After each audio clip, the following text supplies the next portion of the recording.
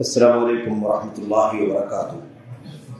ان الحمد للہ نحمده ونستعینه ونستغفره ونعوذ باللہ من شرور انفسنا وسیئات اعمالنا، من يهده الله فلا مضل له ومن يضلل فلا هادي له، واشهد ان لا اله الا الله وحده لا شريك له، واشهد ان محمدا عبده ورسوله۔ اما بعد فان خير الحديث كتاب الله، وخير الهدي هدي محمد صلى الله عليه وسلم، وشر الأمور محدثاتها، وكل محدثة بدعة، وكل بدعة ضلالة، وكل ضلالة في النار۔ أعوذ بالله من الشيطان الرجيم، بسم الله الرحمن الرحيم۔ يقول الله سبحانه وتعالى: إياك نعبد وإياك نستعين، اهدنا الصراط المستقيم، صراط الذين أنعمت عليهم غیر المغضوب علیہم ولا الضالین، آمین۔ وقال النبی صلی اللہ علیہ وسلم: انما العلماء ورثة الانبیاء، وان الانبیاء لم يورثوا دینارا ولا درہما، وانما ورثوا العلم، فمن اخذه اخذ بحظ وافر، الى آخر ما قال النبی صلی اللہ علیہ وسلم۔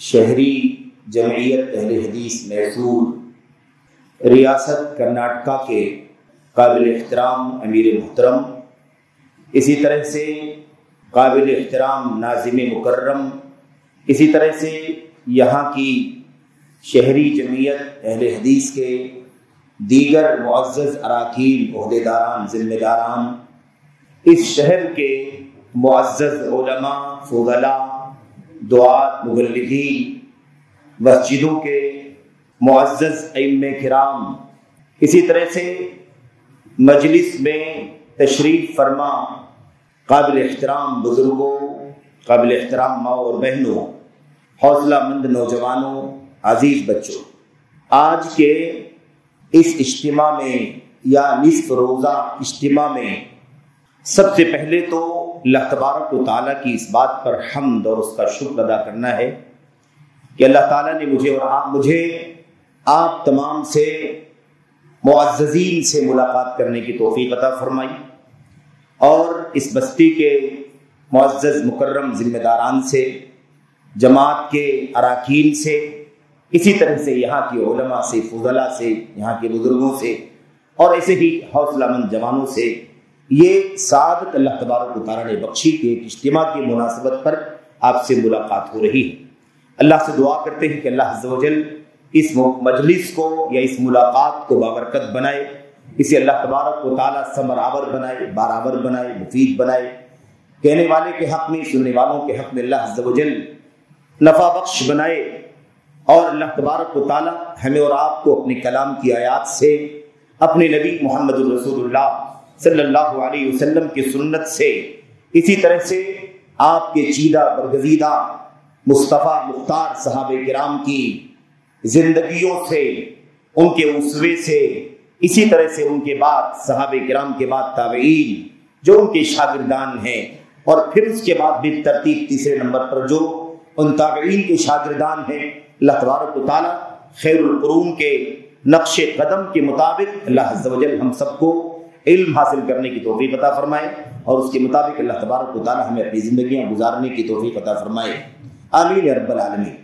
آج کے اس اجتماع میں جو چند باتیں میں کوشش کروں گا، اللہ سے توفیق مانگتا ہوں، اس کے لیے عرض کرنا چاہوں گا، وہ دو تین باتیں ہیں۔ اس میں سے ایک بات تو اس سلسلے میں ہے کہ نئی نسل کی تعلیم و تربیت بہت زیادہ ضروری ہے، اور اس کی ذمہ داری بہت سارے لوگوں پر ہے، لیکن بنیادی طور پر اس کے سب سے بڑے ذمہ داران والدین، گھر کے لوگ۔ دوسری بات جو آپ کے سامنے عرض کرنی ہے وہ یہ ہے کہ یہ بات ہم بار بار کہہ رہے ہیں، ہم کہتے ہیں، ہمارے قابل کہتے رہے ہیں، ہمارے علماء کہتے رہے ہیں، وہ یہ ہے کہ علم حاصل کرنا ضروری ہے، علم حاصل کرنا ضروری ہے، علم علماء سے حاصل کرنا ضروری ہے۔ اسی کے ساتھ ساتھ یہ بھی جاننا ضروری ہے کہ علماء ہیں کون جن سے علم حاصل کرنا ضروری ہے، کون ہے جو علماء کہلا سکتے ہیں، صحیح معنوں میں علماء کہلائے جانے کے حقدار کون ہیں؟ اللہ تبارک و تعالیٰ کی کتاب کی روشنی میں، اسی طرح سے نبی کریم صلی اللہ علیہ وسلم کی سنتوں کی روشنی میں، امت کے خیر القرون کے منہج اور ان کے مشن کی روشنی میں کون ہیں جنہیں واقعی علماء کہے جانے کا حق پہنچتا ہے؟ تو علماء سے تو علم حاصل کرنا چاہیے، لیکن علماء ہیں کون جن سے علم حاصل کیا جائے؟ کیونکہ آج دنیا کے گوشے گوشے میں ایسے بہت سارے لوگ ہیں، بہت سارے چہرے ہیں، بہت سارے متعارف لوگ ہیں، مشہور لوگ ہیں جنہیں علماء سمجھ لیا گیا ہے یا علماء سمجھا جا رہا ہے، اور ان سے لوگ علم حاصل کرنے کے لیے پورے طور پر جذباتی ہوتے جا رہے ہیں۔ اس لیے ہمیں یہ بھی جاننے کی ضرورت ہے کہ علماء کی تعریف کیا ہے، علماء کی ڈیفینیشن کیا ہے، تاکہ ہم صحیح معنوں میں علماء کی پرکھ کر سکیں اور علماء کی شناخت کر سکیں، اور پھر اس کے بعد ان سے علم حاصل کرنے کی کوشش کریں۔ تیسری بات، اسی تربیت کے حوالے سے ہمیں آپ کے سامنے یہ بات بھی عرض کرنی ہے کہ تربیت کی ضمن میں جہاں اس منہج کی، عقیدے کی تربیت اور ایسے ہی علم کے حصول کے حوالے سے یہ ضابطہ کی صحیح معنوں میں علماء جو ہیں ان سے علم حاصل کیا جانا چاہیے، ایک اور بات بھی عرض کرنی ہے کہ طلبہ کے یہاں ایک بہت بڑا فساد اخلاق کے حوالے سے یہ پایا جاتا ہے کہ ان کے ہاں نشے کی لت پائی جاتی ہے۔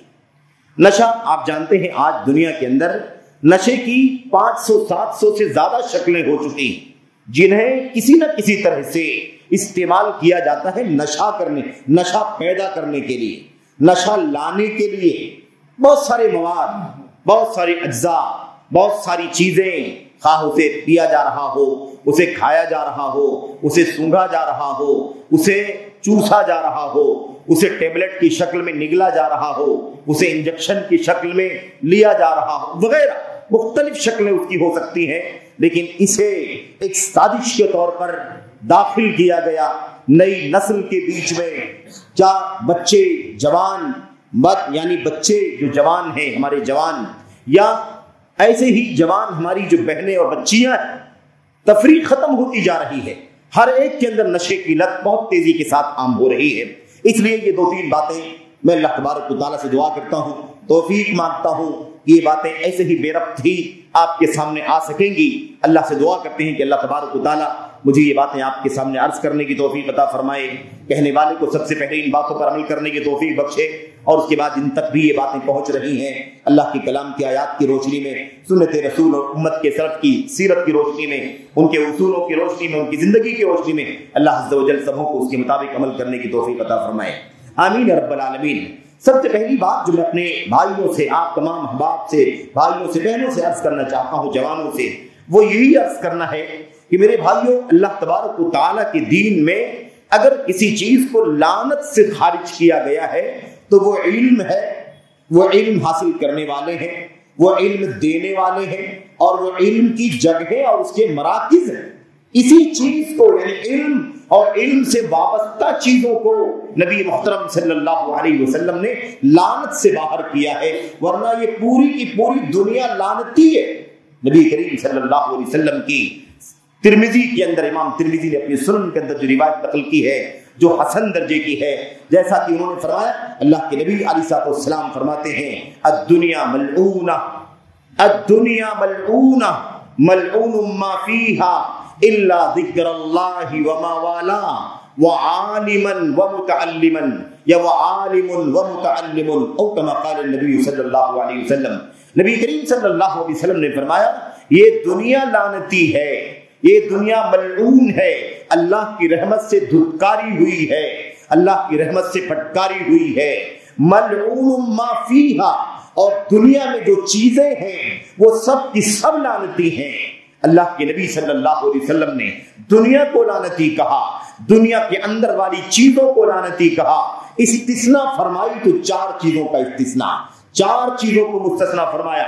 نمبر 1 آپ نے فرمایا الا ذکر اللہ، سوائے اللہ تبارک و تعالیٰ کے ذکر کے۔ ہم اور آپ جانتے ہیں کہ ذکر قرآن کریم کا نام ہے، ذکر نبی کریم صلی اللہ علیہ وسلم کی سنت کا نام ہے، ذکر اللہ تبارک و تعالیٰ کے حمد و ثنا، کبریائی اور بڑائی کا نام ہے، ذکر پورے دین کا نام ہے، پورے اسلام کا نام ذکر ہے۔ اللہ کے نبی نے فرمایا الا ذکر اللہ، سوائے اللہ تبارک و تعالیٰ کے ذکر کے۔ نمبر 2 کیا فرمایا؟ وما والا، اور جو اس ذکر سے تعلق رکھے، اس سے محبت رکھے، اس سے لگاؤ رکھے، اس سے جڑا رہے۔ دوسری چیز یہ اللہ تبارک و تعالیٰ کی لعنت سے باہر ہے۔ تیسری چیز اللہ کے نبی نے فرمایا وعالم ومتعلم، ایسے ہی اللہ تعالیٰ کی لعنت سے اس دنیا کی اگر کوئی چیز مستثنا ہے تو وہ ہے علم والا، عالم دین، دین کا عالم، اور نمبر 4 دین کا سیکھنے والا، دین کا طالب علم۔ پتہ کیا چلا؟ 4 چیزیں مستثنا کی گئی ہیں۔ اللہ تبارک و تعالیٰ کا ذکر، اللہ کے ذکر سے جڑی ہوئی چیزیں، اللہ تبارک و تعالیٰ کے دین کا علم حاصل کرنے والے، اور اللہ تبارک و تعالیٰ کے دین کے علماء۔ یہ علماء، یہ طلباء، اور یہ اللہ تبارک و تعالیٰ کا ذکر، دین اسلام اور دین اسلام سے جڑی ہوئی چیزیں، بس یہی اللہ تبارک و تعالیٰ کے یہاں لعنت سے مستثنا ہے، ورنہ یہ دنیا لعنتی ہے، دنیا کی ساری چیزیں لعنتی ہیں۔ غور کرنے کی بات ہے کہ نبی کریم صلی اللہ علیہ وسلم نے لعنت سے باہر اگر کسی چیز کو کیا ہے تو اللہ تبارک و تعالیٰ کے ذکر کو، اللہ تبارک و تعالیٰ کے دین کے سیکھنے سکھانے والوں کو، اور اللہ تعالیٰ کے ذکر سے جڑے ہوئے لوگوں کو۔ یہ حدیث رسول صلی اللہ علیہ وسلم ہم کو، آپ کو، پوری دنیا کو یہ پیغام دے رہی ہے، اگر لعنت سے باہر آنا چاہتے ہو تو دنیا کی ان مستثنا چیزوں سے اپنا رشتہ جوڑو، اپنا شغف بناؤ، اپنا تعلق قائم کرو، اپنی زندگی کا مشغلہ بنا لو، اسی سے جڑ کر کے زندگی گزارو۔ اللہ کے ذکر سے تمہاری زندگی کا کوئی پہلو خالی نہ جائے۔ اللہ تبارک و تعالیٰ کے ذکر سے والہانہ محبت، اس سے لگاؤ، اس سے تعلق، اس کے لیے وقت کی قربانی، اس کے لیے مال کی قربانی، اس کے لیے اثر و رسوخ کی قربانی، اس کے لیے ہر طرح کی صلاحیتوں کی قربانی تمہیں دینی چاہیے۔ یہی اللہ تبارک و تعالیٰ کی لعنت سے بچنے کا ذریعہ ہے۔ اور دنیا میں اگر کوئی چیز لعنت سے باہر ہے تو یہ بنیادی 2 چیزیں ہیں۔ اس کے بعد 2 چیزیں اللہ کے نبی نے فرمایا، یہ علم والے اور جو علم کی راہ میں ابھی چل رہے ہیں، طالب علم کی راہ میں ہیں، یعنی متعلمین، طلبا جس کو ہم کہتے ہیں، یہی لعنت سے باہر ہیں۔ پتہ یہ چلا کہ دنیا میں کچھ نہیں ہے سوائے اللہ تبارک و تعالیٰ کے دین کے، اللہ کی کتاب کے، نبی کی سنت کے، اللہ کے ذکر کے، اللہ کی حمد و ثنا کے، اس کی کبریائی بڑائی کے، اس کے دین کے علم کو سیکھنے کے، سکھانے کے، اسی کا مشغلہ رکھنے کے، ان سب کے سوا دنیا میں کچھ ہے ہی نہیں جو انسان کے کام آئے، جس میں لگنا کام آئے، جس میں مشغول رہنا کام آئے، جس کے لیے طاقت صرف کرنا کام آئے، جس کے لیے جذباتی ہونا کام آئے، جس کے لیے کسی بھی طرح سے انسان کا جڑنا کام آئے، کوئی چیز نہیں ہے۔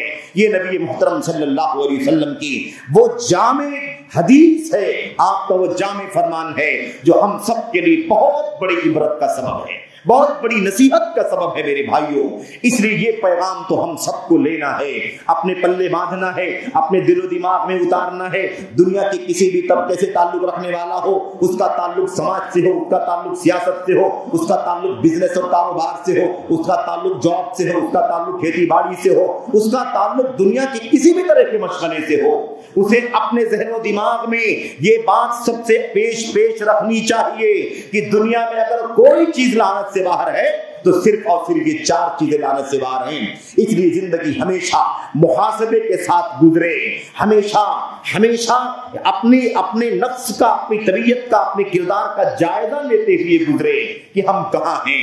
کہیں ایسا تو نہیں ہے کہ ہماری زندگی کی صبح و شام کسی لعنت کے راستے پر گزر رہی ہو، ہماری زندگی کی کوئی صبح و شام اللہ تبارک و تعالیٰ کی رحمت سے خالی چلی جا رہی ہو۔ یہ فکر ہر مسلمان کی ہونی چاہیے۔ یہ جامع پیغام سب کے لیے ہے۔ ہم نے کہا کسی بھی طبقے کا آدمی ہو، سب کے لیے پیغام ہے کہ وہ یہ سوچے کہ اب اس کے علاوہ، اس کے ساتھ ساتھ جو چیزیں ہیں وہ ساری کی ساری چیزیں کیا ہیں؟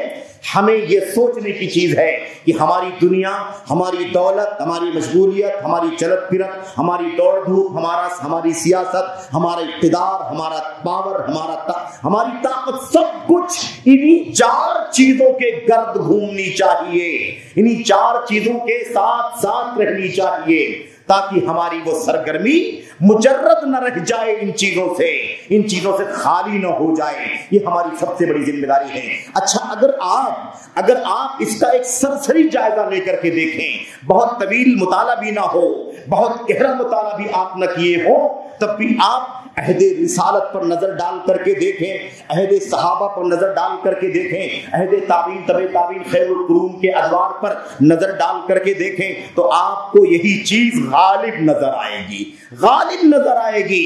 اگر عثمان غنی بھی ہے، دولت ہے ان کے پاس، تو ان کی زندگی کا محور دولت نہیں ہے، وہ دولت اللہ کے دین میں کیسے خرچ ہوگی، اللہ تبارک و تعالیٰ کی دعوت، دین کی دعوت میں کیسے خرچ ہوگی، اللہ کی راہ میں کی جہاد میں کیسے خرچ ہوگی، غریبوں کی مدد میں کیسے خرچ ہوگی، صفہ والوں کی مدد میں کیسے خرچ ہوگی، نبی کریم صلی اللہ علیہ وسلم کی طرف سے اعلان ہو تو مسجد میں کیسے ان کا مال لگے گا، نبی کی طرف سے اعلان ہو تو جنگ میں کیسے مال لگے گا، زمین خرید کر کے مسجد کے توسیع کا مسئلہ ہو تو کیسے ان کا مال خرچ ہوگا۔ اگر غریبوں کو اگر حالات کی نزاکت کی بنیاد پر اگر میٹھا پانی میسر نہ ہو تو میٹھا پانی فراہم کرنے کے لیے کنویں کی خریداری کیسے ہو سکے گی۔ عثمان غنی رضی اللہ تعالیٰ عنہ کے نام کے ساتھ غنی کا لاحقہ لگا ہوا ہے، لیکن پوری سیرت پر اگر آپ کو کوئی چیز بطور چھاپ دکھائی دے گی تو سراپا اللہ تبارک و تعالیٰ کا ذکر دکھائی دے گا، وما والا اللہ کی ذکر سے محبت اور لگاؤ دکھائی دے گا، علم دکھائی دے گا، طلب علم دکھائی دے گا، اس کے سوا آپ کو کچھ دکھائی نہیں دے گا۔ آپ کسی اور کی بھی مثال لے کر کے دیکھیں، آپ سیاست کے پہلو کو اگر آپ دیکھیں تو خلافت راشدہ پر نظر ڈال کر کے دیکھیں، سارے خلفائے راشدین کی فکر یہی تھی، کیسے اللہ کی دین کی بالادستی ہوگی، کیسے توحید کی بالادستی ہوگی، کیسے سنت کی بالادستی ہوگی، کیسے اللہ کے دین کو نقصان پہنچانے والوں کی سرکوبی کا مشن آگے بڑھایا جائے گا، یہی سارا معاملہ تھا۔ تو دولت مندوں کا یہی مشن، جو سیاست اور اقتدار میں ہے ان کا یہی مشن۔ اگر کسی غریب کے پاس اگر کچھ میسر نہیں ہے تو وہ بھی کوشش کرتا تھا، اس کے لیے مستقل کوشش، اس کے لیے اپنی روزی روٹی کے لیے نہیں اتنی کوشش، اپنے کپڑے کے لیے اتنی کوشش نہیں، اپنے بال بچوں کے لیے اتنا کوشش نہیں، جتنی کوشش اس مقصد کے لیے کہ کیسے میرا تھوڑا سا مال اللہ تبارک و تعالیٰ کی راہ میں جہاد کرنے میں خرچ ہو جائے۔ لوگ محنت مشقت کر کے، کوئی آدھا کلو جو لے کر کے آتا، کوئی 1 کلو جو لے کر کے آتا، کوئی اس کو بیچ کر کے درہم و دینار لا کر کے دیتا، جس سے جو میسر آتا الا ذکر اللہ وما والا او عالم او متعلم، اسی کے گرد ان کی زندگی گھوما کرتی تھی۔ ہر طرف آپ کو یہی دکھائی دے گا۔ آپ دیکھیے میرے بھائیوں، نبی کریم صلی اللہ علیہ وسلم کی سیرت بھی ہمارے سامنے ہے، خلفائے راشدین کی زندگی ہمارے سامنے ہے، حضرات صحابہ کرام کی زندگی ہمارے سامنے ہے، تابعین کی زندگی بھی اور ان کے بعد کے لوگوں کی زندگی سرسری طور پر ہمارے سامنے ہے۔ آپ کو اگر کوئی چیز نظر آئے گی تو یہی نظر آئے گی کہ انہوں نے اس پیغام کو اپنی زندگی میں کیسے نافذ کر لیا تھا۔ اور یہ سوچ ہم کو بھی پیدا کرنی ہے، آپ کو بھی پیدا کرنی ہے، ہر بھائی کو پیدا کرنی ہے، ہر بہن کو پیدا کرنی ہے، ہر بزنس مین کو پیدا کرنی ہے، ہر ملازم کو، جاب کرنے والے کو پیدا کرنی ہے، ہر کھیتی باڑی کرنے والے کو پیدا کرنی، ہر طرح کے چھوٹے بڑے، چاہے وہ ادنا تاجر ہو یا کوئی کارپوریٹ معیار کا کوئی کاروباری ہو، سب کو یہ سوچنا ہے کہ ہمیں اور آپ کو اپنی زندگی کا محور کسے بنانا چاہیے۔ یہ ایک تربیت کا عام پہلو ہے۔ اگر مسلمان اپنی زندگی پر غور کر لے، اس حقیر دنیا پر غور کر لے اور اس کی وقات پر غور کر لے تو انشاءاللہ تبارک و تعالیٰ یہ دنیا داری، یہ دنیا پرستی، یہ شہرت، یہ نام و نمود اور یہ حلال و حرام کی تمیز کیے بغیر دولت کے پیچھے بھاگنا اور یہ حلال و حرام کی جائز و ناجائز کی تمیز کیے بغیر سیاست کے پیچھے بھاگنا اور اس طرح کی جتنی بے اعتدالیاں پائی جاتی ہیں، انشاءاللہ تبارک و تعالیٰ اس پر روک لگ جائے گی، قدغن لگ جائے گا انشاءاللہ تبارک و تعالیٰ۔ تو یہ سب سے بنیادی چیز ہے جو ہمیں سمجھنے کی ضرورت ہے۔ اچھا، میں آپ سے یہ کہہ رہا تھا کہ اب اللہ کے نبی محمد رسول اللہ صلی اللہ علیہ وسلم نے فرما دیا کہ لعنت سے باہر مستثنا یہ عالم اور یہ متعلم بھی ہے۔ اور نبی کریم صلی اللہ علیہ وسلم کی وہ حدیث، آپ نے بار بار یہ کہا، خذ العلم قبل ان یذهب، خذ العلم قبل ان یذهب، خذ العلم قبل ان یذهب۔ اے میری امت کے لوگوں، علم کے اٹھائے جانے سے پہلے علم حاصل کر لو۔ علم چلے جائے، علم اٹھ جائے، علم ضائع ہو جائے، اس سے پہلے علم حاصل کر لو۔ صحابہ کرام نے تعجب سے کہا، اے اللہ کے نبی، علم کیسے اٹھ جائے گا؟ ہم قرآن کریم ہمارے بیچ میں ہے، آپ پر اللہ کا کلام اترا، ہمارے بیچ میں وہ کلام آج بھی موجود ہے، ہم اس کو پڑھتے ہیں، اپنی بیویوں کو پڑھاتے ہیں، اپنے بچوں کو پڑھاتے ہیں۔ ہم جب مر جائیں گے تو ہمارے بچے اپنے بچوں کو پڑھائیں گے، ہماری بیویوں کے بعد اگلی نسل جو آئے گی بہوؤں کی، وہ اپنے بچوں کو پڑھائیں گے۔ یہ سلسلہ چلتا رہے گا نسل در نسل۔ تو علم کیسے اٹھ جائے گا؟ علم کیسے اٹھ جائے گا؟ آپ نے اس کا جواب کیا دیا تھا؟ آپ نے فرمایا تھا یاد رکھو، اگر کتاب کے رہنے سے ہدایت رہتی، کتاب کے رہنے سے ہدایت رہتی تو پھر تورات اور انجیل آج بھی یہود و نصارہ کے پاس موجود ہیں یا نہیں ہے؟ تورات موجود ہے یہودیوں کے بیچ میں، پھر یہودی گمراہ کیوں ہے؟ انجیل موجود ہے یہودیوں کے عیسائیوں کے بیچ میں، پھر عیسائی گمراہ کیوں ہو گئے؟ یہ کتاب کافی نہیں ہے، کتاب کے علماء کا ہونا ضروری ہے امت کے اندر۔ قرآن کافی نہیں ہے، قرآن کے سچے علماء کا ہونا ضروری ہے، تب امت ہدایت پر رہے گی، ضلالت سے گمراہی سے اپنے آپ کو بچا سکے گی۔ یاد رکھو اللہ کے نبی نے پھر آگے کیا جواب دیا؟ آپ نے فرمایا انما ذہاب العلم ذہاب حملتہ، اصل میں علم کا اٹھ جانا علم والوں کا اٹھ جانا ہے۔ علم کا اٹھ جانا دراصل علم والوں کا اٹھ جانا ہے۔ یہ وہ پیغام تھا نبی کریم صلی اللہ علیہ وسلم کی زبان سے نکلا ہوا پوری امت کے لیے، اور یہ آپ نے اپنے صحابہ کو مخاطب کر کے فرمایا۔ صحابہ اور بہت ساری باتیں ہیں، مجھے وہ تفصیل میں نہیں جانا ہے۔ آپ صلی اللہ علیہ وسلم نے بہت تفصیل سے کئی حدیثوں میں امام دارمی رحمۃ اللہ علیہ نے اس کو نقل کیا ہے اور کئی الفاظ کے ساتھ نقل کیا ہے، لیکن اس تفصیل میں جائے بغیر ہمیں اتنی سی بات سمجھنی ہے کہ اصل میں علم کا اٹھنا علم والوں کا اٹھ جانا ہے۔ اسی لیے نبی کریم صلی اللہ علیہ وسلم نے فرمایا تھا، وہ حدیث مشہور جو ہم پڑھتے رہتے ہیں، آپ نے فرمایا تھا اللہ تبارک و تعالیٰ علم کیسے اٹھائے گا؟ علم کیسے اٹھائے گا؟ علماء کو موت دے دے کر کے علم اٹھا لے گا۔ ایسے نہیں علماء موجود رہیں گے اور ان کے سینے میں علم کا خزانہ ہے، اللہ تعالیٰ علم کا خزانہ کھینچ لے گا اور وہ دل جو سینہ جو علم سے بھرا ہوا ہے وہ بغیر علم کے ہو جائے گا، علم سے خالی ہو جائے گا۔ ایسے نہیں ہوگا۔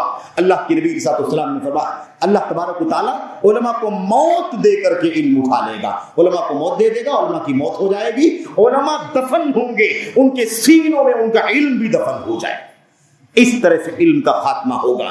اب مجھے سمجھنے کی دو باتیں سمجھانے کی ہیں اور آپ کے سامنے بطور یاد دہانی پیش کرنے کی ہیں۔ یہ کوئی ایسی باتیں نہیں ہے جو آپ پہلی بار سن رہے ہیں، بس تذکیر ہے، یاد دہانی ہے اپنی ذات کو اور آپ کو، بھائیوں کو، بہنوں کو، کہ ہم اسے یاد کریں، اس کا اعادہ کرتے رہیں۔ یہ سبق بار بار پڑھنے کا ہے، بار بار دہرانے کا سبق ہے، تب جا کر کے کہیں ہم اور آپ اس مشن پر قائم رہ سکیں گے جو مشن نجات کا مشن ہے، جو مشن دنیا کے اندر سرخروئی کا مشن ہے، وہ مشن جو مشن اس دنیا کے اندر بالادستی کا یا کہہ لیجئے کہ میرے بلندی کا اور اس دنیا میں رفعت کا مشن ہے۔ اس لیے ہمیں ضروری ہے کہ اس بات کو بار بار دہراتے رہیں۔ نبی کریم صلی اللہ علیہ وسلم نے یہ فرما دیا، آپ نے فرما دیا کہ اصل میں علم علماء سے عبارت ہے۔ علم اٹھائے جانے کا مطلب علماء کا اٹھایا جانا ہے، اور جب علماء دنیا سے چلے جائیں گے تب گمراہوں کی بالادستی آئے گی، تب گمراہوں کی پیشوائی آئے گی۔ لیکن افسوس تو یہ ہے کہ ابھی علماء مرے نہیں ہیں، ابھی علماء بہت بڑی تعداد میں زندہ ہیں۔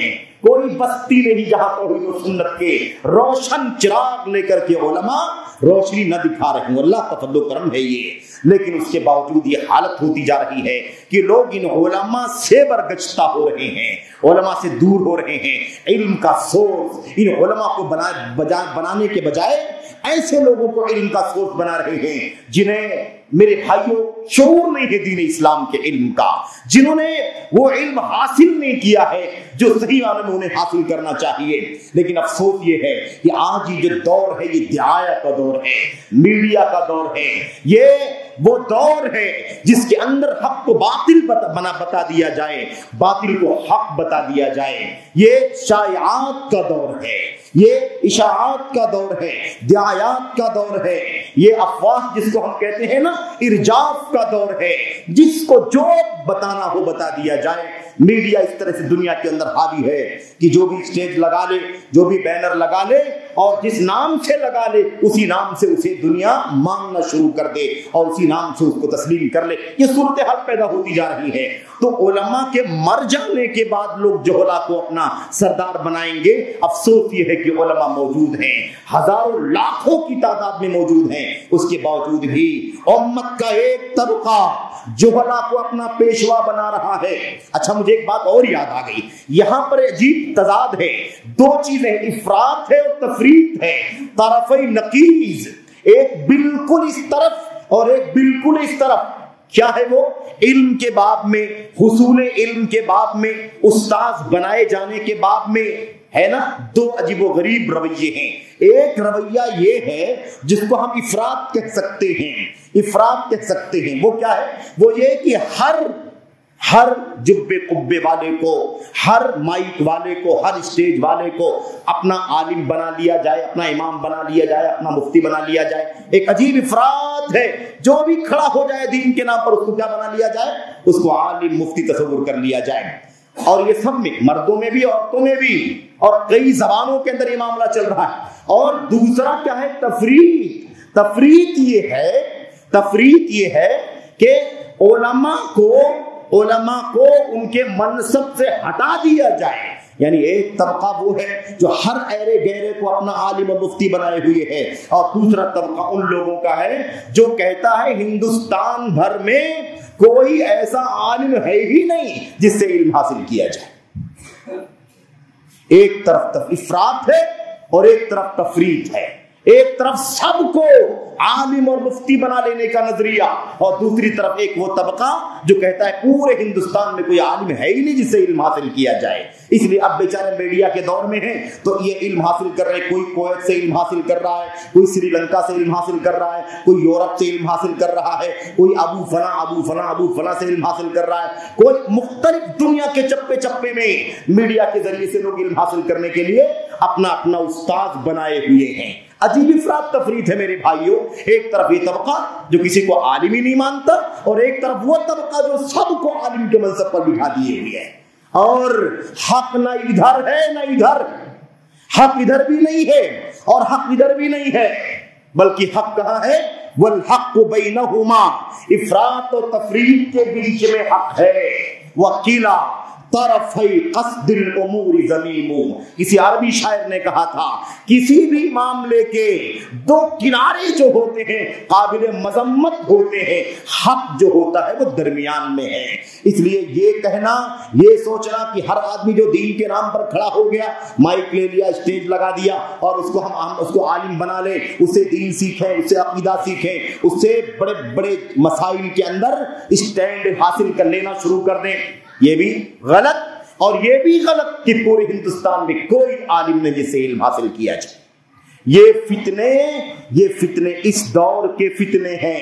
آج بھی ہمارے شمال, جنوب اور مشرق مغرب میں ایسے بہت سارے نوجوان عوام موجود ہیں, بچے موجود ہیں, بچیاں موجود ہیں جو اس عقیدے, اس نظریے پر عمل کر رہے ہیں, بلکہ اس کا دفاع کرتے ہیں. ان جہلا کا دفاع, اور ایسے لوگوں کو, ایسے لوگ, وہ طبقہ جو علماء کو شمار ہی نہیں کرتا ہے, وہ ایسے سارے علماء کی ناقدری کرتا ہے جو کتاب و سنت کا مشن لے کر کے ہندوستان کے اندر کے اداروں سے پڑھ کر کے علم حاصل کر کے دنیا میں وہ ملک کے اندر دعوت کا, تعلیم کا کام کر رہے ہیں, یا بیرون ملک سے عرب کی جامعات سے, یونیورسٹیوں سے علم حاصل کر کے آئے ہیں. وہ کسی کو عالم ماننے کے لیے تیار نہیں ہے, بلکہ سب کی ناقدری کرتا ہے. یہ بھی عجیب و غریب انداز کا فساد ہے.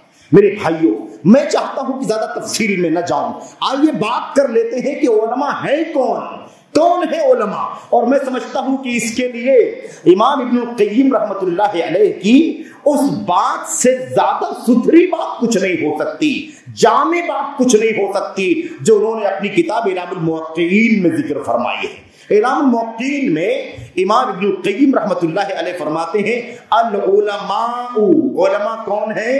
علماء کون ہیں؟ ان کے صفات کو جاننے کی ضرورت ہے, ان کی خوبیوں کو جاننے کی ضرورت ہے. تب سمجھ میں آئے گا کہ ہر ایرے گہرے کو جو عالم بنا لیا جا رہا ہے یہ بھی غلط ہے, اور جو کسی کو بھی عالم ماننے نہ ماننے کا نظریہ ہے یہ بھی کیا ہے؟ غلط ہے. اصول اور ضابطہ یہ ہے اصول اور ضابطہ یہ ہے، کہتے ہیں العلماء هم فقہاء الاسلام۔ علماء کون ہے؟ نمبر ایک پہلی خوبی کیا ہے؟ علماء کی پہلی صفت کیا ہے؟ ہم فقہاء الاسلام، وہ علماء وہ ہیں جو اسلام کے فقہاء ہیں، یعنی اسلام کو گہرائی سے سمجھنے والے ہیں، اس کا گہرا علم رکھنے والے ہیں۔ اور یہ بھی سعادت ہے میرے بھائیوں، یہ بھی کیا ہے؟ سعادت ہے کہ نبی محترم صلی اللہ علیہ وسلم کو اللہ تبارک و تعالیٰ نے اپنے کلام کے اندر اگر کسی بات کے کسی چیز میں اضافے اور بڑھوتری کی دعا کرنے کا حکم دیا ہے تو وہ علم کی بڑھوتری کی دعا کرنے کا حکم دیا ہے۔ وَقُلْ رَبِّ زِدْنِي عِلْمًا، اے نبی کریم صلی اللہ علیہ وسلم آپ دعا کیجئے، کہیے اے میرے پروردگار میرا علم بڑھا دے، میرے علم میں اضافہ کر دے۔ مفسرین لکھتے ہیں اگر کوئی چیز علم سے بڑھ کر کے ہوتی اللہ تبارک و تعالیٰ کی نظر میں جس کی بڑھوتری کے لیے دعا کرنا بہتر ہوتا تو رب کریم اپنے نبی کو اس میں بڑھوتری کی دعا کرنے کے لیے حکم دیتا، لیکن علم سے بڑھ کے کچھ نہیں ہے، اس لیے اللہ تبارک و تعالیٰ نے اپنے نبی کو صرف اور صرف پورے کلام کے اندر اسی بات کا حکم دیا کہ آپ کہیے اللہ تبارک و تعالیٰ میرے علم میں اضافہ فرما دے۔ دوسری طرف نبی کریم صلی اللہ علیہ وسلم نے یہ بشارت دے دی ہے من یرید اللہ بہ خیرا یفقہہ فی الدین، جس کے ساتھ اللہ بھلا کرنا چاہتا ہے، جس کا اللہ بھلا چاہتا ہے، اللہ تبارک و تعالیٰ اسے دین کا گہرا علم عطا فرما دیتا ہے، نہ اسے مال دیتا۔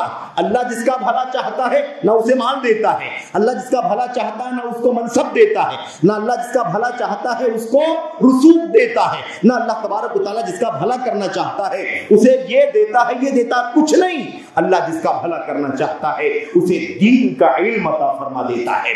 نبی کریم صلی اللہ علیہ وسلم کی یہ حدیث رب ذوالجلال کا وہ فرمان، یہ بشارت ہے، سعادت ہے میرے بھائی امت کے لیے۔ اس بات کو سمجھنے کے لیے ہمیں چاہیے کہ ہم اس بات کو اچھی طرح سے پلے باندھ لے کہ علم سے اونچی کوئی چیز نہیں ہے۔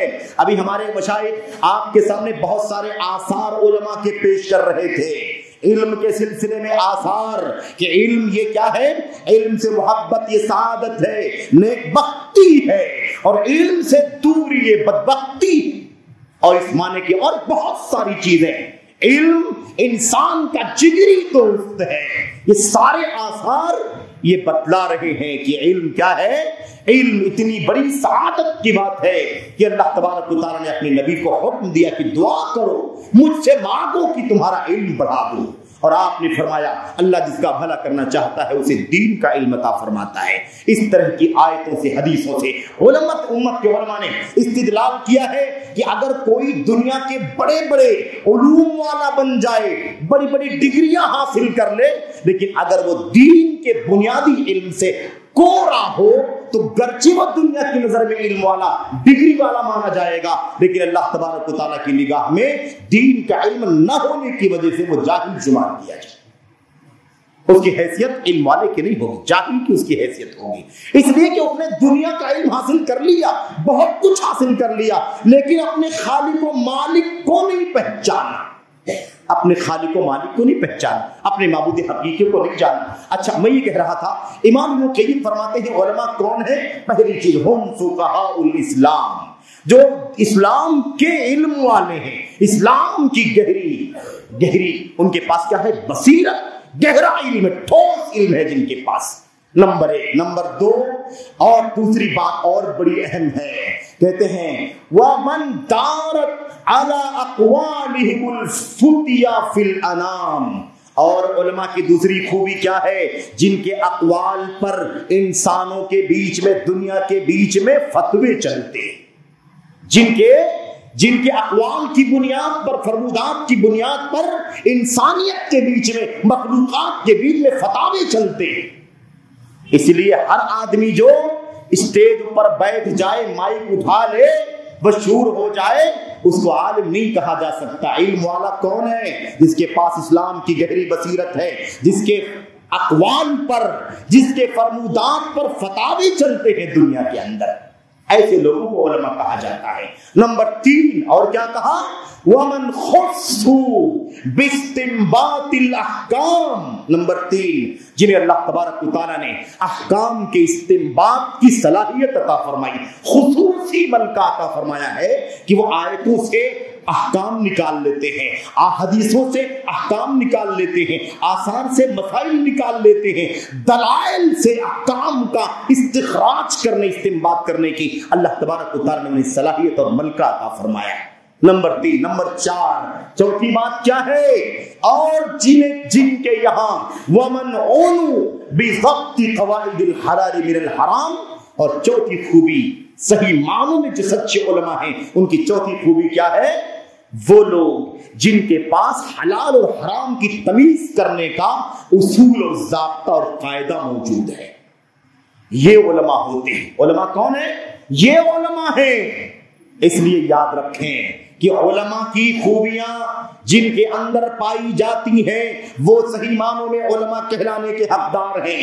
ہر آدمی دعوے دار علم کا ہو جائے تو وہ عالم نہیں ہوگا، متعالم ہوگا، علم کا دعوے دار ہوگا، علم ظاہر کرنے والا ہوگا، اپنے آپ کو عالم باور کرانے والا ہوگا، اپنے آپ کو مختلف جتن کے ذریعے سے لوگوں کے درمیان بصورت عالم متعارف کرانے والا ہوگا۔ صحیح معنوں میں وہ عالم نہیں ہوگا۔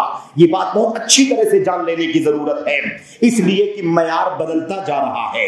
آج یہ اصول نہیں دیکھے جاتے، یہ معیار نہیں ہے کس کے پاس اسلام کی گہری بصیرت ہے، یہ کوئی نہیں دیکھتا الا ماشاءاللہ۔ یہ نہیں دیکھا جاتا، یہ نہیں دیکھا جاتا کہ کیا واقعی ان کا مقام امت میں اتنا اونچا ہے کہ ان کے اقوال پر فتوے چلتے ہیں امت کے اندر۔ یہ معیار ختم ہو گیا۔ نمبر 3 جن کے پاس احکام کی استنباط کی صلاحیت ہے، یہ معیار بھی کیا ہو گیا؟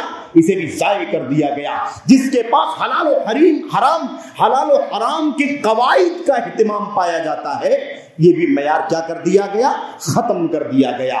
اب آج تو پستی کا عالم یہ ہے، علم اور علماء کے اس ماحول میں بات کرنا ہے تو پستی کا عالم یہ ہے میرے بھائیوں، پستی کا عالم یہ ہے کہ ہر کس و ناقص کو جو بھی مشہور ہو جائے اس کو لوگ کیا کر لیتے ہیں؟ اس کو اپنا پیشوا بنا لیتے ہیں۔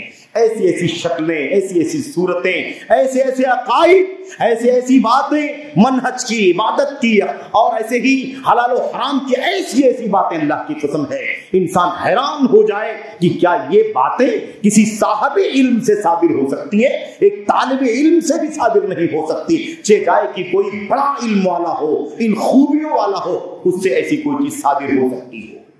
لیکن ایک بات یاد رکھیں، اس کا معنی یہ نہیں ہے کہ علماء معصوم ہوتے ہیں، ان سے غلطی نہیں ہو سکتی، چوک نہیں ہو سکتی، یہ بات یاد رکھیں۔ اس لیے یہ بات آپ کے سامنے عرض کی جا رہی ہے کہ اگر کبھی بحیثیت بشر، بحیثیت انسان، اگر کسی عالم سے غلطی ہو جاتی ہے تو چونکہ اللہ تبارک و تعالیٰ کا خوف ہے، اللہ کا ڈر ہے اس کے دل میں، اس لیے وہ بہت جلد اپنی اس غلطی سے رجوع کر لیتا ہے، اپنی اس غلطی سے رجوع کر لیتا ہے۔ اور میں آپ کو بتاؤں، مثال دینے کا موقع تو نہیں ہے، کچھ باتیں آپ کے سامنے مزید عرض کرنی ہے۔ علماء کرام بڑی شرح صدر کے ساتھ باقاعدہ اس بات کا اعلان کرتے ہیں، میں اس مسئلے میں پچھلے اتنے سال سے اس موقف پر چل رہا تھا، لیکن آج مجھے پتا چلا کہ میرا یہ موقف فلاں دلیل کی وجہ سے غلط ہے، اس لیے آج میں اس سے رجوع کرتا ہوں۔ اس میں کوئی انہیں تعامل نہیں ہوتا، لیکن علم والے ہی یہ کام کرتے ہیں۔ امام احمد بن حنبل رحمۃ اللہ علیہ سے پوچھا گیا علم کیا ہے؟ تو انہوں نے علم کی تعریف میں کیا کہا؟ العلم ہوا خشیت اللہ تعالی، علم اللہ تبارک و تعالیٰ کی خشیت کا نام ہے، علم اللہ کے ڈر کا نام ہے۔ آیت کریمہ سے استدلال کیا، انما یخشی اللہ من عبادہ العلماء، در حقیقت اللہ تبارک و تعالیٰ سے صحیح معنوں میں ڈرنے والے اس کے وہ بندے ہیں جو علم والے ہیں، اللہ کے علم والے بندے ہی اللہ تبارک و تعالیٰ سے صحیح معنوں میں ڈرتے ہیں۔ تو میرے بھائیوں، بات سمجھنے کی یہ ہے کہ علماء کون ہیں، یہ خوبیاں یاد رکھو۔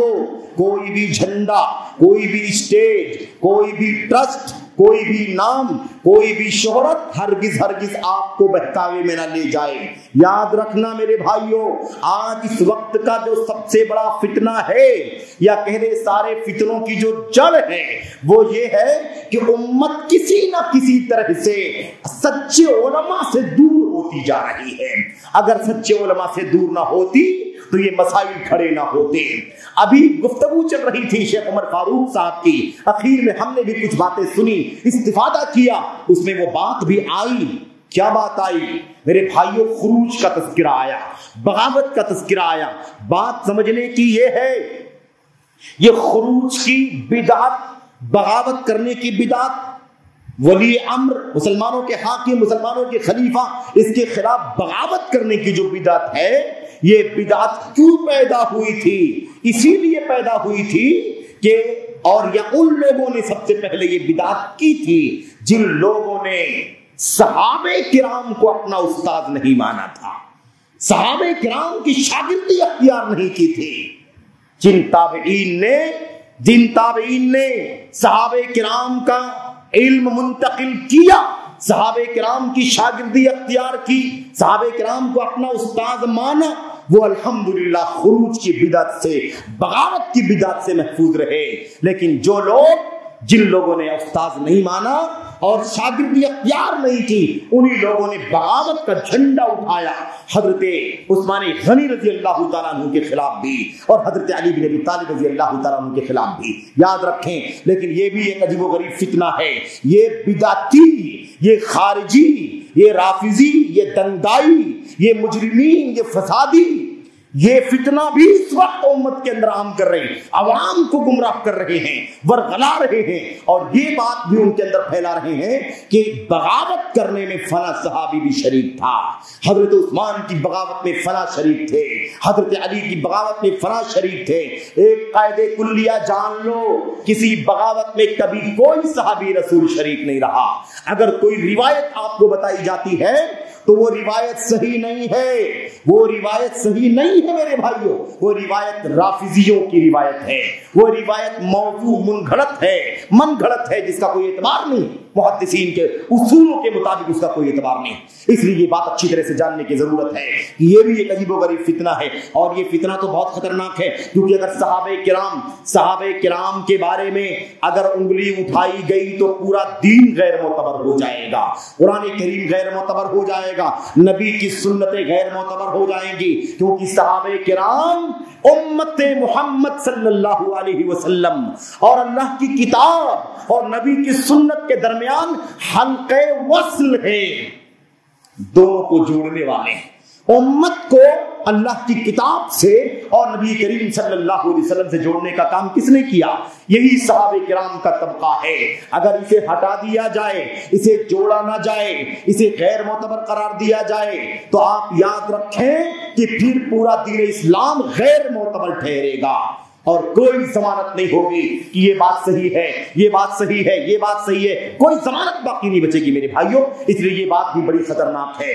جن لوگوں نے صحابہ کرام کے خلاف زبان چلائی، قلم اٹھایا، زبان میرے بھائیوں، زبان سے معمولی نقد کیا یا تبرک کر ڈالے، گالی دے دی، ایسے سارے لوگ شعوری طور پر یا غیر شعوری طور پر اللہ تبارک و تعالیٰ کے دین کو غیر معتبر قرار دینے کا حصہ بن رہے ہیں۔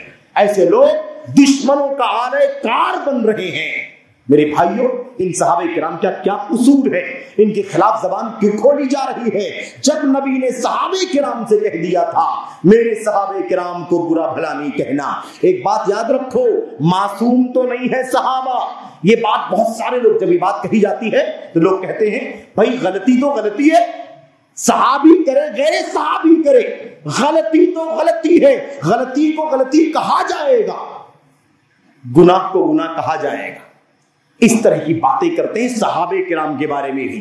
مسئلہ وہی ہے میرے بھائیوں، کاش یہ جانتے کہ صحابہ کرام کے بارے میں اللہ کے نبی محمد رسول اللہ صلی اللہ علیہ وسلم نے ہمیں کون سا عقیدہ سکھایا، کون سا منہج سکھایا ہے؟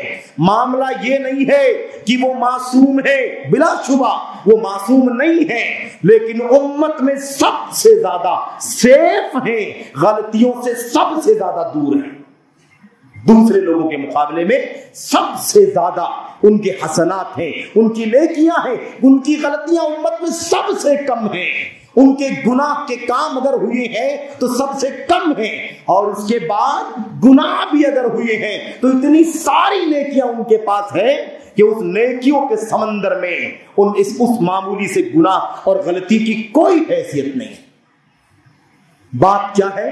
اللہ کے نبی محمد رسول اللہ صلی اللہ علیہ وسلم کی وہ بات، آپ نے یہ عقیدہ بتایا امت کو کہ میرے صحابہ کرام کا جب ذکر آئے تو تم کو زبان بند رکھنا ہے۔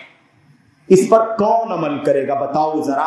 ہر آدمی اگر اپنی عقلانیت پر چلے، ہر آدمی دانشور ہو جائے، ہر آدمی بہت بڑا ذہین فتیل جینیت اور ٹیلنٹ ہو کر کے بات کرے کہ صحابہ سے صحابہ کیا دودھ کے دھلے ہوئے ہیں، کیا ان سے غلطی نہیں ہو سکتی؟ غلطی ہو سکتی ہے تو غلطی تو کہا ہی جائے گا، کیوں نہیں کہا جائے؟ اس طرح کی بات جو کرتے ہیں ان سے پوچھنے کی ضرورت ہے کہ میرے بھائیوں، اللہ کے نبی محمد رسول اللہ صلی اللہ علیہ وسلم کی اس حدیث پر کون عمل کرے گا؟ صحابہ کرام کا جب ذکر ہو، غلطی کی ہے، گناہ ہوا ہوگا، کوتاہی ہوئی ہوگی، معصوم نہیں ہے، ہو سکتا ہے، اس کا انکار نہیں ہے، لیکن ہمیں عقیدہ یہ دیا گیا کہ میرے صحابہ کا ذکر ہو تو اپنی زبان کو بند رکھو۔ اذا ذکر القدر قدر فامسکوا وَإِذَا ذُكِرَ أَصْحَابِي فَأَمْسِكُوا، جب تقدیر کا ذکر ہو تو زبان بند رکھو، جب میرے صحابہ کا ذکر ہو تو اپنی زبانوں کو بند رکھو۔ یہ عقیدہ ہے، صحابہ کا ذکر ہو تو زبان بند رکھنا ہے۔ اب چاہے کوئی تاریخ کی روایت لے کر کے آئے، کوئی انصاب الاشراف کا حوالہ دے، کوئی تاریخ طبری کا حوالہ دے، کوئی ابن کثیر کی البدایہ والنہایہ کا حوالہ دے، کسی کا بھی حوالہ دے، وہ حوالہ ایک طرف نبی محترم صلی اللہ علیہ وسلم کا بتایا ہوا حصول صحابہ کرام کے بارے میں ایک اٹل قاعدہ ہے کہ صحابہ کا ذکر ہو تو اپنی زبانوں کو بند رکھنا ہے۔ مسئلہ یہ نہیں کہ غلطی ہو سکتی ہے، مسئلہ یہ ہے کہ صحابہ کا مقام اتنا اونچا ہے کہ ہمیں حق نہیں پہنچتا کہ اپنی زبان کھولے۔ یہ اصول ہے، یہ کیا ہے؟ منہج ہے۔ اب آپ جا کر کے دیکھیے، رافضیوں کو دیکھو، تین کو چھوڑ کے سب کو کافر کہہ دیا، تین کو چھوڑ کے سب کو کافر کہہ دیا۔ مودودیوں کو دیکھو، حضرت عثمان غنی کے خلاف زبان اٹھائی، مغیرہ بن شعبہ کے خلاف زبان کھولی، میرے بھائیوں حضرت معاویہ بن ابی سفیان کے خلاف زبان دراز کی۔ اور ایسے مقلدین کو بھی دیکھو، ان لوگوں نے بھی بڑے گل کھلائے ہیں، انہوں نے بھی کہا میں ہر آدمی کا فتویٰ مانتا ہوں سوائے تین صحابہ کے، حضرت سمرہ بن جندب کو چھوڑ کر کے، ابو ہریرہ کو چھوڑ کر کے، اور ایسے ہی میرے بھائیوں ایک اور صحابی غالب بن ابو ذر غفاری، ان تین کو چھوڑ کر کے سب کے فتووں کو مانتا۔ کیوں بھائی؟ ان صحابہ نے کیا قصور کیا ہے کہ ان کے فتووں کو نہیں مانتے آپ؟ ابو ہریرہ غیر فقیہ ہیں، حضرت انس بن مالک بہت عمر رسیدہ ہو گئے تھے، بہت بڑھاپا آ گیا تھا، نہ جانے کیا کیا بولتے تھے، نعوذ باللہ نہ جانے کیا کیا بکتے تھے۔ عربی میں جو لفظ ہے نا خرافہ کا، نہ جانے کیا کیا بکتے تھے، اس لیے ان کی بات کا کوئی اعتبار نہیں ہے۔ میرے بھائیوں یہ بھی یاد رکھیں ان لوگوں کا کام ہے، اور ایسے ہی اور بہت سارے طبقے ہیں جو صحابہ کرام کے خلاف زبان کھولنے والے ہیں۔ یہ اصولی مسئلہ یاد رکھو، علم اللہ تبارک و تعالیٰ کی نعمت ہے، اللہ تبارک و تعالیٰ کی لعنت سے باہر ہے، لیکن یہ علم کیا ہے، علماء کون ہیں، اور صحابہ کرام کے سلسلے میں یہ بات کہ اللہ کے نبی محمد رسول اللہ صلی اللہ علیہ وسلم سے آپ اللہ کی کتاب کا علم، نبی کی سنتوں کا علم حاصل کرنے والا سب سے پہلا طبقہ اگر امت کے اندر کوئی ہے تو حضرات صحابہ کرام کا طبقہ ہے۔ نبی کی ڈائریکٹ بلا واسطہ، میرے بھائیوں بلا واسطہ نبی کی شاگردی اختیار کرنے والے حضرات صحابہ کرام ہیں۔ یہ مقام امت میں کسی اور کو نہیں ملا، اس لیے ہمیں اور آپ کو اس بات کو اچھی طرح سے جاننے کی ضرورت ہے۔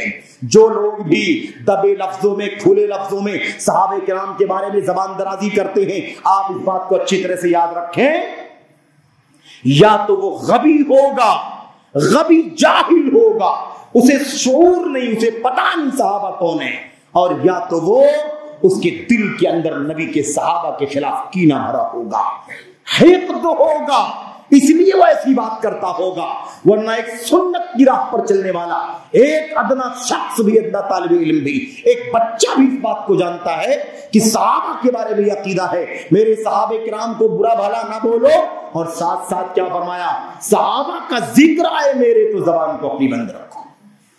بات سمجھنے کی اچھی طرح سے بات کو جان لو۔ آج میرے بھائیوں، علم اور دعوت کے میدان کے بہت سارے مسائل، علم اور دعوت کے میدان میں بہت سارے مسائل ایسے ہیں جس میں امت کی ایک بڑی تعداد بہکتی چلی جا رہی ہے، ایک بڑی تعداد ہے جو بہک رہی ہے، بھٹک رہی ہے، گھوم رہی ہے، نہ جانے کیسے کیسے عقیدے، نہ جانے کیسے کیسے نظریات۔ میرے بھائیوں، کیا آپ نہیں جانتے، ہم نہیں جانتے کہ آج اس دور کے اندر ہر آدمی اپنا اپنا مسلک لے کر کے، اپنا اپنا اسٹیج لے کر کے، اپنا اپنا نظریہ لے کر کے، اپنی اپنی فکر لے کر کے دنیا میں پوری انرجی کے ساتھ کام کر رہا ہے۔ جتنے فتنے اللہ کے نبی محمد رسول اللہ صلی اللہ علیہ وسلم اور صحابہ کرام کے بعد نکلے یا اس وقت ہی نکلے، اس کا امتداد آپ کو آج بھی دکھائی دیتا ہے، آج بھی آپ کو دکھائی دیتا ہے۔ میدان دعوت میں، میدان علم کے اندر یہ بہت بڑا المیہ ہے۔ دو طبقے اس کے اندر پائے جاتے ہیں۔ ایک طبقہ ان لوگوں کا ہے جو اپنے آپ کو سنت سے جوڑنے والے ہیں، اپنے آپ کو اہل حدیث کہنے والے ہیں، یا لوگ ان کو اہل حدیث سمجھتے ہیں، یعنی اپنی شبیہ صاف کرنے کے لیے انہوں نے علماء اہل حدیث سے رابطہ قائم کیا ہوا ہے۔ ایسے بڑے لوگ ہیں میرے بھائیوں، اور ان کا مسئلہ کیا ہے؟ نام اہل حدیثیت کا، نام قرآن کا، نام سنت کا، نام صحابہ کا، اور ان کی باتیں، ان کے عقیدے، ان کے مناہج، ان کے افکار کتاب و سنت کے خلاف، کتاب و سنت کے خلاف۔ اور ایک دوسرا طبقہ ان فرقوں کا ہے جو فرقے پورے طور پر سلف کی راہ سے ہٹے ہوئے ہیں، پورے طور پر سلف کی راہ سے ہٹے ہوئے، چاہے وہ خارجیوں کا طبقہ ہو، چاہے وہ خارجیوں کا طبقہ ہو، خوارج کا، چاہے وہ پرانے خوارج ہو یا آج کل کے خوارج ہو۔ پرانے خوارج حضرت عثمان غنی کے خلاف بغاوت کرنے والے سبائی، یا حضرت علی بن ابی طالب کے خلاف بغاوت کرنے والے سبائی، شیعہ، رافضی، یہ لوگ جو ہیں، یہ لوگ ہوں، یا ایسے ہی میرے بھائیوں، میرے بزرگوں، جدید دور کے جو خارجی ہیں، وہ لوگ کون ہیں؟ جدید دور کی خارجیت بھی ہے نا، ماضی کی خارجیت اور جدید دور کی خارجیت بھی ہے۔ یہ خارجیت کئی شکلوں میں پھیلی ہوئی ہے، ہمارے بیچ میں پھیلی ہوئی ہے۔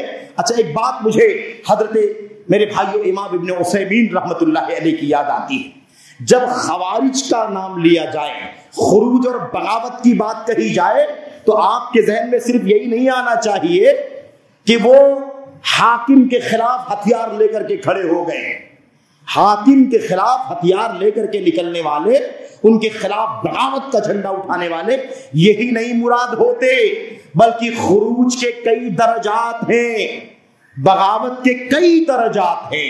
اس کا سب سے ادنا درجہ کیا ہے، بیچ والا درجہ کیا ہے، اور اس کا سب سے بڑا درجہ کیا ہے؟ سب سے ادنا درجہ خروج کا یہ ہے کہ جو لوگ امت کے اندر قیادت کے حقدار مانے جاتے ہو، انہیں قیادت کا حق نہ دیا جائے۔ اور وہ دو لوگ ہیں۔ کون لوگ ہیں وہ؟ دو لوگ ہیں۔ قرآن کریم کی آیات میں انہیں اولو الامر کہا گیا، اولو الامر، دو جگہ اولو الامر کہا گیا۔ اور اولو الامر کے اندر دو طبقے آتے ہیں، مسلمانوں کے حکمران آتے ہیں، اور مسلمانوں میں جو اللہ کے دین کے سچے علماء ہیں وہ آتے ہیں۔ علماء اور عمرا، یہ دو طبقے ہیں۔ اگر ان علماء کی بالادستی نہ سمجھی جائے، یہ بھی بغاوت، یہ بھی خروج۔ شروعات کہاں سے ہوتی ہے بغاوت کی؟ علماء کو ان کا حق نہ دیا جائے، ان سے علم نہ حاصل کیا جائے، ان سے روشنی نہ لی جائے، ان کے ساتھ تصدر نہ کیا جائے، یعنی ان کے رائے مشورے سے آگے نہ بڑھا جائے۔ یہ خروج کا پہلا زینہ ہے، بغاوت کا پہلا زینہ ہے کہ ان کی بالادستی، ان کی قیادت، ان کا رسوخ اور ان کا حق جو علم کا ہے امت کے اوپر، اس کو کیا کیا جائے، اس کو پورے طور پر ملیا میٹ کرنے کی کوشش کی جائے، یہ بغاوت کا پہلا قدم ہے۔ اسی لیے جو جدید خارجیت ہے اس کے اندر ایک مشترک بات کیا ہے، یہ سارے فرقے امت کے عوام کو، امت کے نوجوانوں کو علماء سے دور کرنے کا کام کرتے ہیں، علماء سے دور کرنے کا کام کرتے ہیں، صراحت کے ساتھ باقاعدہ اس کے عملی ثبوت موجود ہیں، کتابوں میں لکھے ہوئے بھی ہیں اور عملی واقعات بھی موجود ہیں۔ علماء کے خلاف ایک محاذ چل رہا ہے، میں اس کی نشاندہی آپ کے سامنے کرنا چاہ رہا ہوں۔ میرے بھائیوں، وہ مسلم ائمہ کرام، حافظ ابن حجر رحمت اللہ علیہ، ان سے پہلے امام نووی رحمت اللہ علیہ، ان سے پہلے حافظ ابو بکر خطیب بغدادی رحمت اللہ علیہ، اور انہی کے دور کے یا انہی کے قریب کے حضرت امام ابو بکر امام بیہقی رحمت اللہ علیہ، ایسے ہی اور جو علماء ہیں، ان علماء کے بارے میں بھی میرے بھائیوں آج زبان درازی چل رہی ہے۔ ان کی خدمات امت میں سب سے زیادہ ہے۔ ابن حجر کو کون نہیں جانتا، امام نووی کو کون نہیں جانتا، خطیب بغدادی کو کون نہیں جانتا، امام بیہقی کو کون نہیں جانتا۔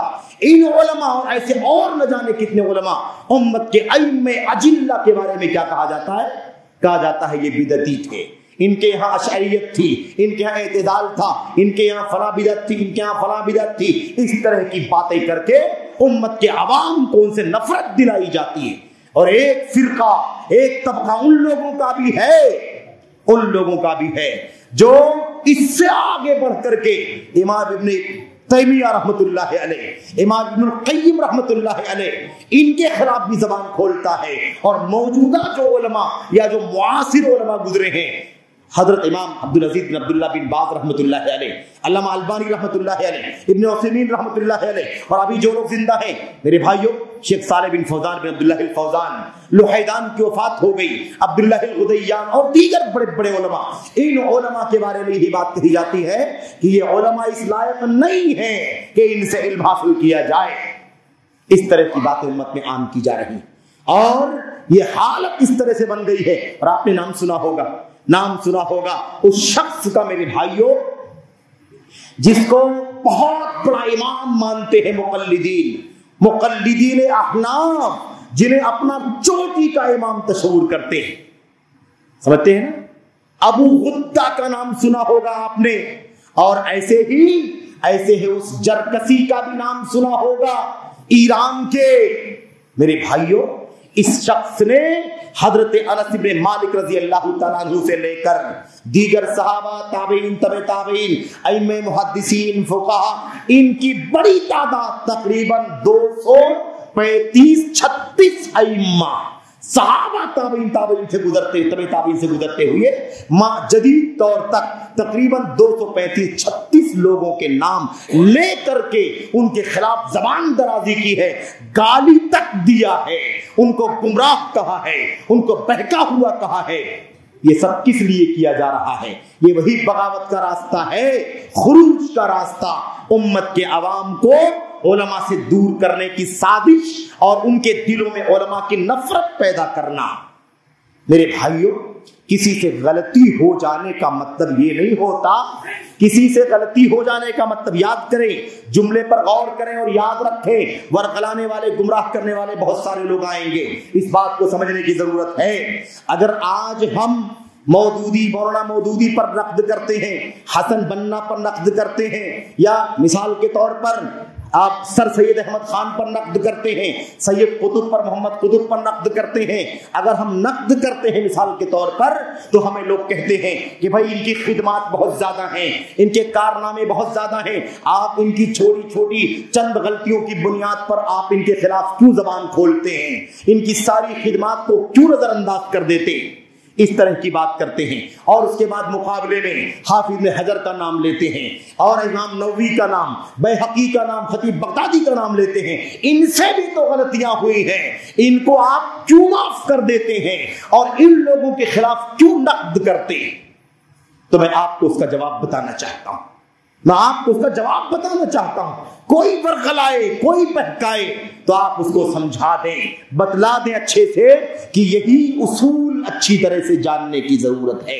وہ کیا ہے میرے بھائیوں؟ دیکھیے غلطیاں دو طرح کی ہوتی ہیں. غلطیاں کیسی ہیں؟ دو طرح کی غلطی ہے. ایک غلطی بشری غلطی، انسانی غلطی ہے، لیکن اس کا راستہ سنت کا راستہ ہے. وہ قرآن کو، سنت کو، صحابہ کرام کی سیرت کو، تابعین کو، تبع تابعین کو، اسی کو دین کا سرچشمہ سمجھتا ہے، اسی پر عمل کرتا ہے، اسی پر لکھتا ہے، اسی پر بولتا ہے، اسی پر دعوت دیتا ہے. اس کا راستہ یعنی اس کا منہج بگڑا ہوا نہیں. اس کے منہج میں بگاڑ نہیں ہے. منہج کتاب و سنت سلف امت کا منہج ہے.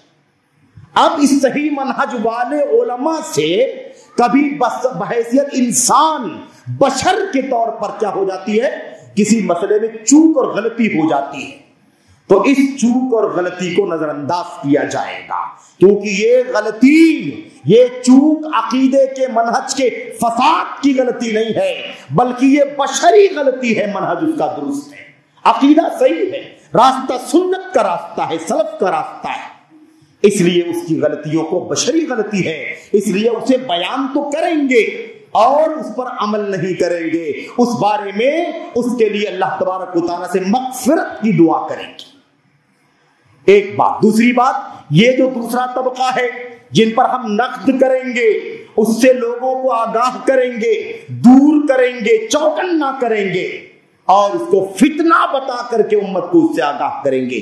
یہ وہ طبقہ ہے جس کی غلطی عقیدے کی غلطی ہے، جس کا فساد عقیدے کا فساد ہے، جس کا فساد منہج کا فساد ہے. یعنی کیا مطلب؟ وہ جس راستے پر چل رہے ہیں دین کے نام پر، وہ راستہ قرآن کا، سنت کا، صحابہ کا، تابعین کا راستہ نہیں ہے. کوئی صوفیت کی راہ پر چل رہا ہے اور سنتا دین کو حاصل کرنے کا سورس کتاب نہیں ہے، سنت نہیں، صحابہ نہیں، بلکہ ڈائریکٹ اللہ تبارک و تعالیٰ سے علم حاصل کرنے کا. ان کا سورس کیا ہے؟ براہ راست علم حاصل کرنے کا. اللہ تعالیٰ ہمارے بزرگ کے دل میں علم ڈال دیتا ہے، الہام ہوتا ہے، کشف ہوتا ہے، اور اس کے ذریعے سے ہم کو دین کا علم حاصل ہوتا ہے. یہ منہج فاسد ہے، یہ غلط منہج ہے، باطل منہج ہے. دین اس طرح سے نہیں ملتا. دین کا سورس قرآن، سنت، صحابہ کا طریقہ ہے. اس لیے ہم کیا کہتے ہیں؟ کہتے ہیں صوفیت کے راستے سے اپنے آپ کو بچاؤ. صوفیت گمراہی کا راستہ ہے، اس کے جھانسے میں نہیں آنا. ایسے ہی ایک طبقہ ہے جس کا منہج بگڑا ہوا ہے. کیا بگڑا ہوا ہے بھائی؟ اس نے یہ سمجھا ہوا ہے کہ جو کچھ ہماری عقل میں آتا ہے وہی دین ہے. ہماری دانشوری، ہماری لاجک، ہماری ذہانت، ہماری فطانت کیا ہے؟ یہی دین ہے. عقل کو دین بنا لیا گیا ہے. اب عقل کے مطابق قرآن کریم کی آیتیں سمجھ میں آتی ہے تو مانا جائے، نہ سمجھ میں آ جائے تو انکار کر دیا جائے. معجزات پر معجزات عقل میں آئے تو مانا جائے، تسلیم کیا جائے، نہ سمجھ میں آئے تو رد کر دیا جائے. اللہ کے نبی کی حدیثیں خواہ بخاری کے اندر ہو، مسلم کے اندر ہو، اگر ہماری عقل میں آئے تو اسے مانا جائے، اور نہ آئے، عقل میں سمجھ میں نہ آئے تو اسے رد کر دیا جائے. یہ عقل پرستی. اب شریعت کا مرجع، شریعت کا سورس یہ ہماری آپ کی کسی کی عقل نہیں ہے، بلکہ قرآن و سنت اور صحابہ کا طریقہ ہے. اس لیے اس کا منہج کیا ہے؟ اس کا منہج فاسد ہے. ایک طبقہ یہ سمجھتا ہے، تیسرا طبقہ مثال کے طور پر جس کا منہج فاسد ہے، اسی لیے ان سب پر ہم نقد کرتے ہیں کھل کر کے، اور اسی لیے نقد کرتے ہیں کہ ان کا راستہ درست نہیں ہے، ان کا منہج صحیح نہیں. ان کی غلطی راستے کی غلطی ہے، ان کی غلطی منہج کی غلطی ہے، عقیدے کی غلطی ہے، فساد ہے. اس لیے ہم اس سے امت کو آگاہ کرتے ہیں. یہ طبقہ کون سا ہے؟ اس کا یہ عقیدہ ہے کہ سب سے پہلے دین کے اندر حکومت قائم کرنا.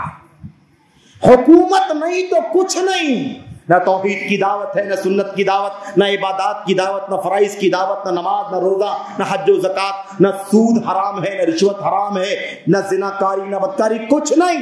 یہ سب بعد میں. پہلا کام کیا ہے؟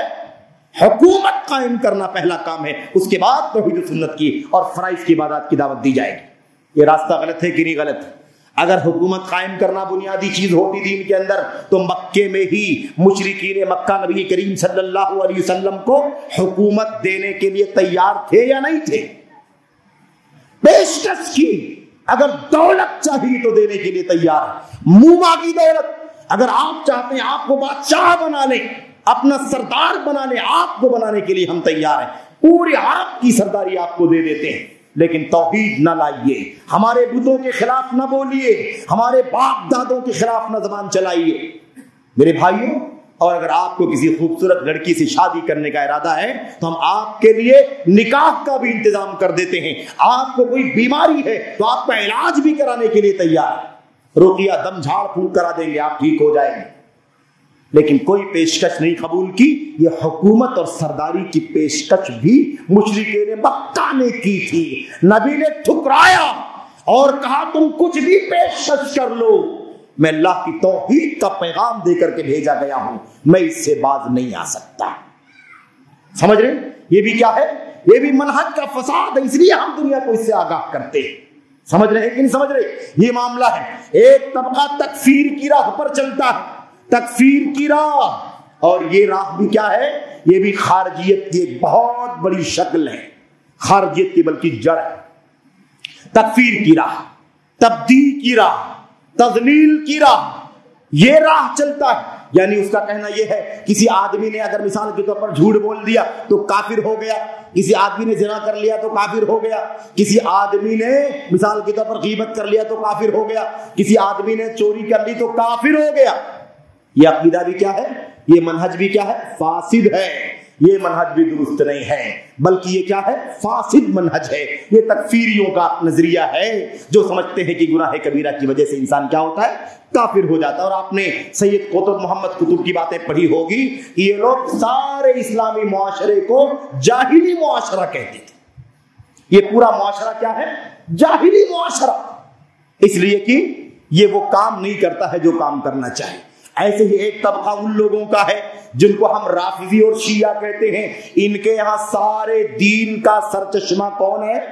سارے دین کا سرچشمہ آل بیت رسول صلی اللہ علیہ وسلم، بس اس کے سوا کچھ نہیں۔ اس کے سوا ابو بکر صدیق غاصب، عمر بن خطاب غاصب، حضرت عثمان غنی غاصب ہے۔ علی بن ابی طالب کو خلافت ملنی چاہیے تھی، عمر نے بھی، ابو بکر نے بھی لیا، عمر نے بھی لیا، عثمان نے بھی چھین لیا، کسی نے حق نہیں دیا۔ حق صرف اور صرف آل بیت رسول کا ہے۔ اللہ کے نبی صلی اللہ علیہ وسلم نے، میرے بھائیوں، وہ واقعہ بیان کرتے ہیں، حدیث تو صحیح ہے لیکن معنی اس کا غلط بیان کرتے ہیں کہ غدیر خم یا غدیر خم کے موقع پر نبی کریم صلی اللہ علیہ وسلم نے حضرت علی بن ابی طالب کے خلیفہ ہونے کی وصیت فرما دی تھی۔ اس بنیاد پر وہ کیا سمجھتے ہیں؟ صرف آل بیت رسول معصوم ہیں، ان کے خاندان کے لوگ معصوم ہیں، بقیہ سارے لوگوں کی کوئی حیثیت نہیں۔ ایسے تمام فرقوں پر، تمام نظریات پر ہم نقد کرتے ہیں، اسی لیے نقد کرتے ہیں کیونکہ یہ سب کیا ہے؟ ان کے راستے غلط ہیں۔ ان کی غلطیاں انسانی غلطیاں نہیں ہیں، بلکہ ان کی غلطیاں جڑوں کی غلطیاں ہیں۔ ان کا فساد راستے کا فساد ہے، جس راستے پر چل رہے ہیں وہ راستہ ہی درست نہیں ہے ان کا۔ اس لیے ہم کیا کرتے ہیں؟ امت کو اس سے آگاہ کرتے ہیں۔ ورنہ اگر یہ سوچیں کہ جن کے منہج درست ہیں، کتاب و سنت اور سلف کا منہج جو لے کر کے چلنے والے علماء ہیں، ائمہ ہیں، ماضی سے لے کر کے دور حاضر تک، اگر یہ کہیں کہ ان سے بھی غلطی ہوئی ہے، ان سے بھی امت کو بائیکاٹ کرنے کے لیے کہا جائے، تو پھر امت میں کوئی بھی باقی نہیں بچے گا جس سے کوئی غلطی نہ ہوئی ہو۔ میرے بھائیوں، حافظ ذہبی رحمت اللہ علیہ نے اپنی کتاب سیر کے اندر اور دیگر کتابوں کے اندر لکھا کہ اگر اہل السنت والجماعت کو کتاب، سنت، صحابہ، تابعین کے راستے پر چلنے والے ائمہ اور علماء کی ایک ایک دو غلطیوں کی بنیاد پر، جو انسانی غلطیاں ہیں، بشری غلطیاں ہیں، عقیدے کی منہج کی غلطیاں نہیں ہیں، اگر ان کو ایک غلطی دو غلطی کی بنیاد پر ہم بائیکاٹ کر دیں گے تو امت میں کوئی ایک عالم اور امام بھی باقی نہیں بچے گا جس سے ہم کنسلٹ کریں، رجوع کریں، کوئی باقی نہیں بچے گا، سب کے سب نکل جائیں۔ کیوں؟ اس لیے کہ ظاہر سی بات ہے کہ انسان خطا کار ہے، انسان خطا کار ہے، کل بنی آدم خطاء وخیر الخطائین التوابون، ہر انسان سے غلطی ہو سکتی ہے۔ اس لیے بات اچھی طرح سے جاننے کی ضرورت ہے۔ تو میرے بھائیوں، میرے بزرگوں، نوجوانوں، خاص طور پر میں آپ کے سامنے یہ بات عرض کرنا چاہ رہا ہوں، یہ تو بات منہج کے حوالے سے چند باتیں ہوئی، یہ جو فرقے ہمارے بیچ میں ہیں، جو شخصیتیں ہیں، آج علم حاصل کرنے کے حوالے سے جو میں آپ سے عرض کر رہا تھا کہ ایک بہت عجیب و غریب انداز کا ماحول چل رہا ہے، اس کے اندر مسئلہ یہ ہے کہ ایک تو وہ طبقہ جو اپنے آپ کو اہل حدیث، اہل سنت ثابت کر کے ہمارے بیچ میں داخل ہوا ہے، گھسا ہوا ہے، اور ہمارے نوجوان، ہماری بہنیں، ہمارے بھائی، ہمارے عوام سب ان کو سنتے ہیں، ان سے علم حاصل کرتے ہیں، انہیں کو اپنا مرجع سمجھتے ہیں، ان کے خلاف کوئی ایک لفظ بھی سننا گوارا نہیں کرتے ہیں۔ یہ بھی ایک فساد ہے منہج کا، بہت بڑا فساد، کہ دفاع علم کا علماء کا ہونا چاہیے۔ دفاع کس کا ہونا چاہیے؟ علم کا دفاع، علماء حق کا دفاع ہونا چاہیے، جہلاء کا دفاع نہیں ہونا چاہیے، غلط منہج والوں کا دفاع نہیں ہونا چاہیے، باطل پرستوں کا دفاع نہیں ہونا چاہیے۔ یہ بہت بڑا فساد ہے۔ ہمارے بچے، ہمارے نوجوان اس طرح سے بہک رہے ہیں ان جہلاء کے پیچھے چل چل کر کے، ان کے میڈیا کو دیکھ کر کے، ان کی شہرت کو دیکھ کر کے، ان کے دائرے کی وسعت کو دیکھ کر کے، اتنے سارے فالوور ہیں، اس چیز کو دیکھ کر کے اتنا متاثر ہو رہے ہیں کہ وہ سمجھتے ہیں کہ ان کے خلاف زبان کھولنے والا بہت بڑا مجرم ہے۔ اس ڈاکٹر کے خلاف کیوں بولتے ہو؟ اس وکیل کے خلاف کیوں بولتے ہو؟ اس انجینئر کے خلاف کیوں بولتے ہو؟ اس دائی کے خلاف کیوں بولتے ہو؟ اس آدمی کے خلاف کیوں بولتے ہو؟ اس عالمہ، اس دائیہ کے خلاف کیوں بولتے ہو؟ عجیب حال ہے میرے بھائیو۔ یہ امت کے علماء کی ذمہ داری ہے کہ امت کو باطل سے آگاہ کرنے کا مشن ہمیشہ زندہ رکھیں۔ یہ تو زبان کا استعمال ہو رہا ہے، سن لو اچھی طرح، زبان کا استعمال ہو رہا ہے، حق باطل کی وضاحت کی جا رہی ہے۔ اگر دور عمر بن خطاب ہوتا تو ان کو باندھ کر کوڑے بھی لگائے جاتے، ان کو بند بھی کیا جاتا، جیل کے سلاخوں کے پیچھے بھی ڈالا جاتا۔ کیوں معلوم آپ کو؟ اس لیے کہ انہوں نے امت کے اندر گمراہی کا راستہ کھولا ہے۔ اشارہ کر دوں، سبیق کا نام جانتے ہوں گے، سبیق بن اصل جن کو کہا جاتا ہے۔ یہ سبیق جو تھا فتنے پھیلایا کرتا تھا، نئی نئی باتیں لا کر کے عمر بن خطاب نے بلوا کر کے اسے پیٹا، اتنا پیٹا کہ سر سے خون جاری ہو گیا۔ اس کے بعد اسے بند کر دیا، نہ وہ کسی سے ملے گا، نہ کوئی اس سے ملاقات کرے گا، اسے بالکل الگ تھلگ کر دیا گیا۔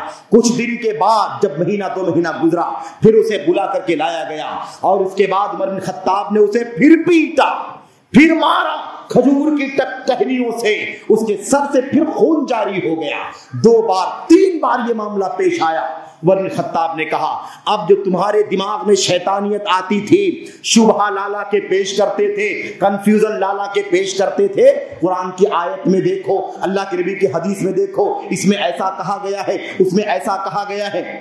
ہمارے نوجوانوں کو ورگلانے کا کام چل رہا ہے۔ ہمارا نوجوان آتا ہے اور کہتا ہے چیپٹر نمبر فلاں میں اور ورس نمبر فلاں میں ایسی بات کہی گئی ہے، اور یہ دونوں آیتیں ٹکراتی ہیں، یہ آیت اللہ کے نبی کی حدیث سے ٹکراتی ہے، چیپٹر نمبر فلاں بخاری میں ہے اور حدیث نمبر فلاں ہے، جبکہ اس بیچارے کو ناظرہ قرآن بھی پڑھنا نہیں آتا، اس کو اردو ترجمہ بھی پڑھنا نہیں آتا، لیکن اسے یہ بتایا جاتا ہے کہ یہ آیت ٹکراتی ہے۔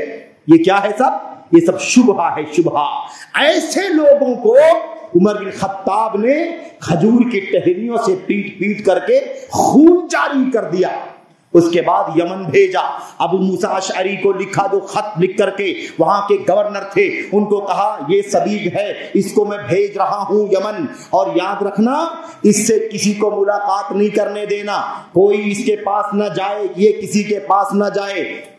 اتنا احتیاط عمر بن خطاب کیا کرتے تھے، سمجھ رہے ہیں؟ اس کے بعد پھر یمن میں کئی مہینے گزر گئے، ابو موسیٰ اشعری کا وہاں سے خط آیا کہ امیر المومنین اب یہ سبیق سدھر گیا ہے، اس کی شبہات ختم ہو گئے، اس کی بدعت ختم ہو گئی، اس کے منہج کا فساد ختم ہو گیا، اس کی عقلانیت ختم ہو گئی، اب یہ پاک صاف ستھرا ہو گیا ہے، اس لیے اب اسے لوگوں سے ملنے کی اجازت دی جا سکتی ہے۔ تب عمر بن خطاب نے خط لکھا کہ ٹھیک ہے، کوئی بات نہیں۔ میرے بھائیو، یہ حالت تھی۔ اور یہ معاملہ بعد میں بھی چلا.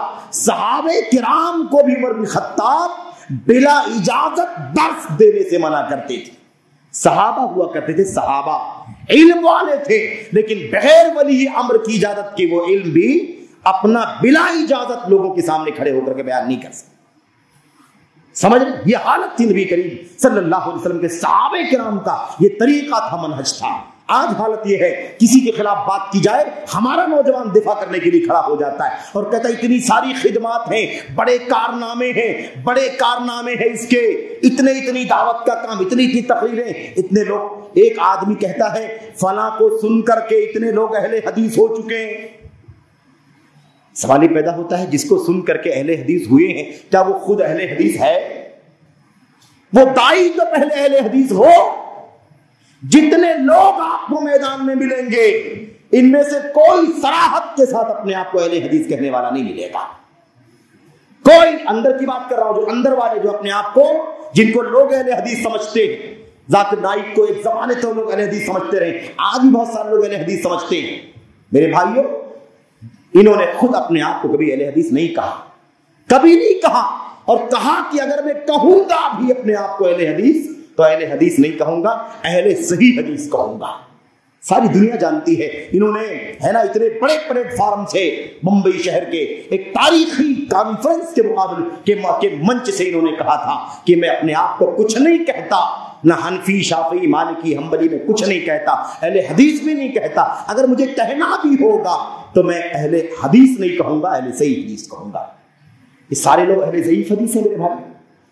پوری تاریخ کا ضعیف حدیث پہ عمل کرتی ہے. شبہ پیدا کیا کہ نہیں پیدا کیا؟ تو خود وہ اپنے آپ کو اہل حدیث نہیں کہتا، لوگ کہتے ہیں کہ وہ اہل حدیث ہے. وہ ڈاکٹر اپنے آپ کو اہل حدیث نہیں کہتا، لوگ کہتے ہیں وہ اہل حدیث ہے. وہ انجینئر کبھی اہل حدیث نہیں کہتا، لوگ اس کو اہل حدیث کہتے ہیں. وہ وکیل ہے، وہ کبھی اپنے آپ کو اہل حدیث صاف لفظوں میں نہیں کہتا، اور لوگ کہتے ہیں اس کے ذریعے بہت سارے لوگ اہل حدیث ہو رہے ہیں. میرے بھائیوں، خود کبھی اہل حدیث نہیں کہتا، نہیں مانتا اپنے آپ کو.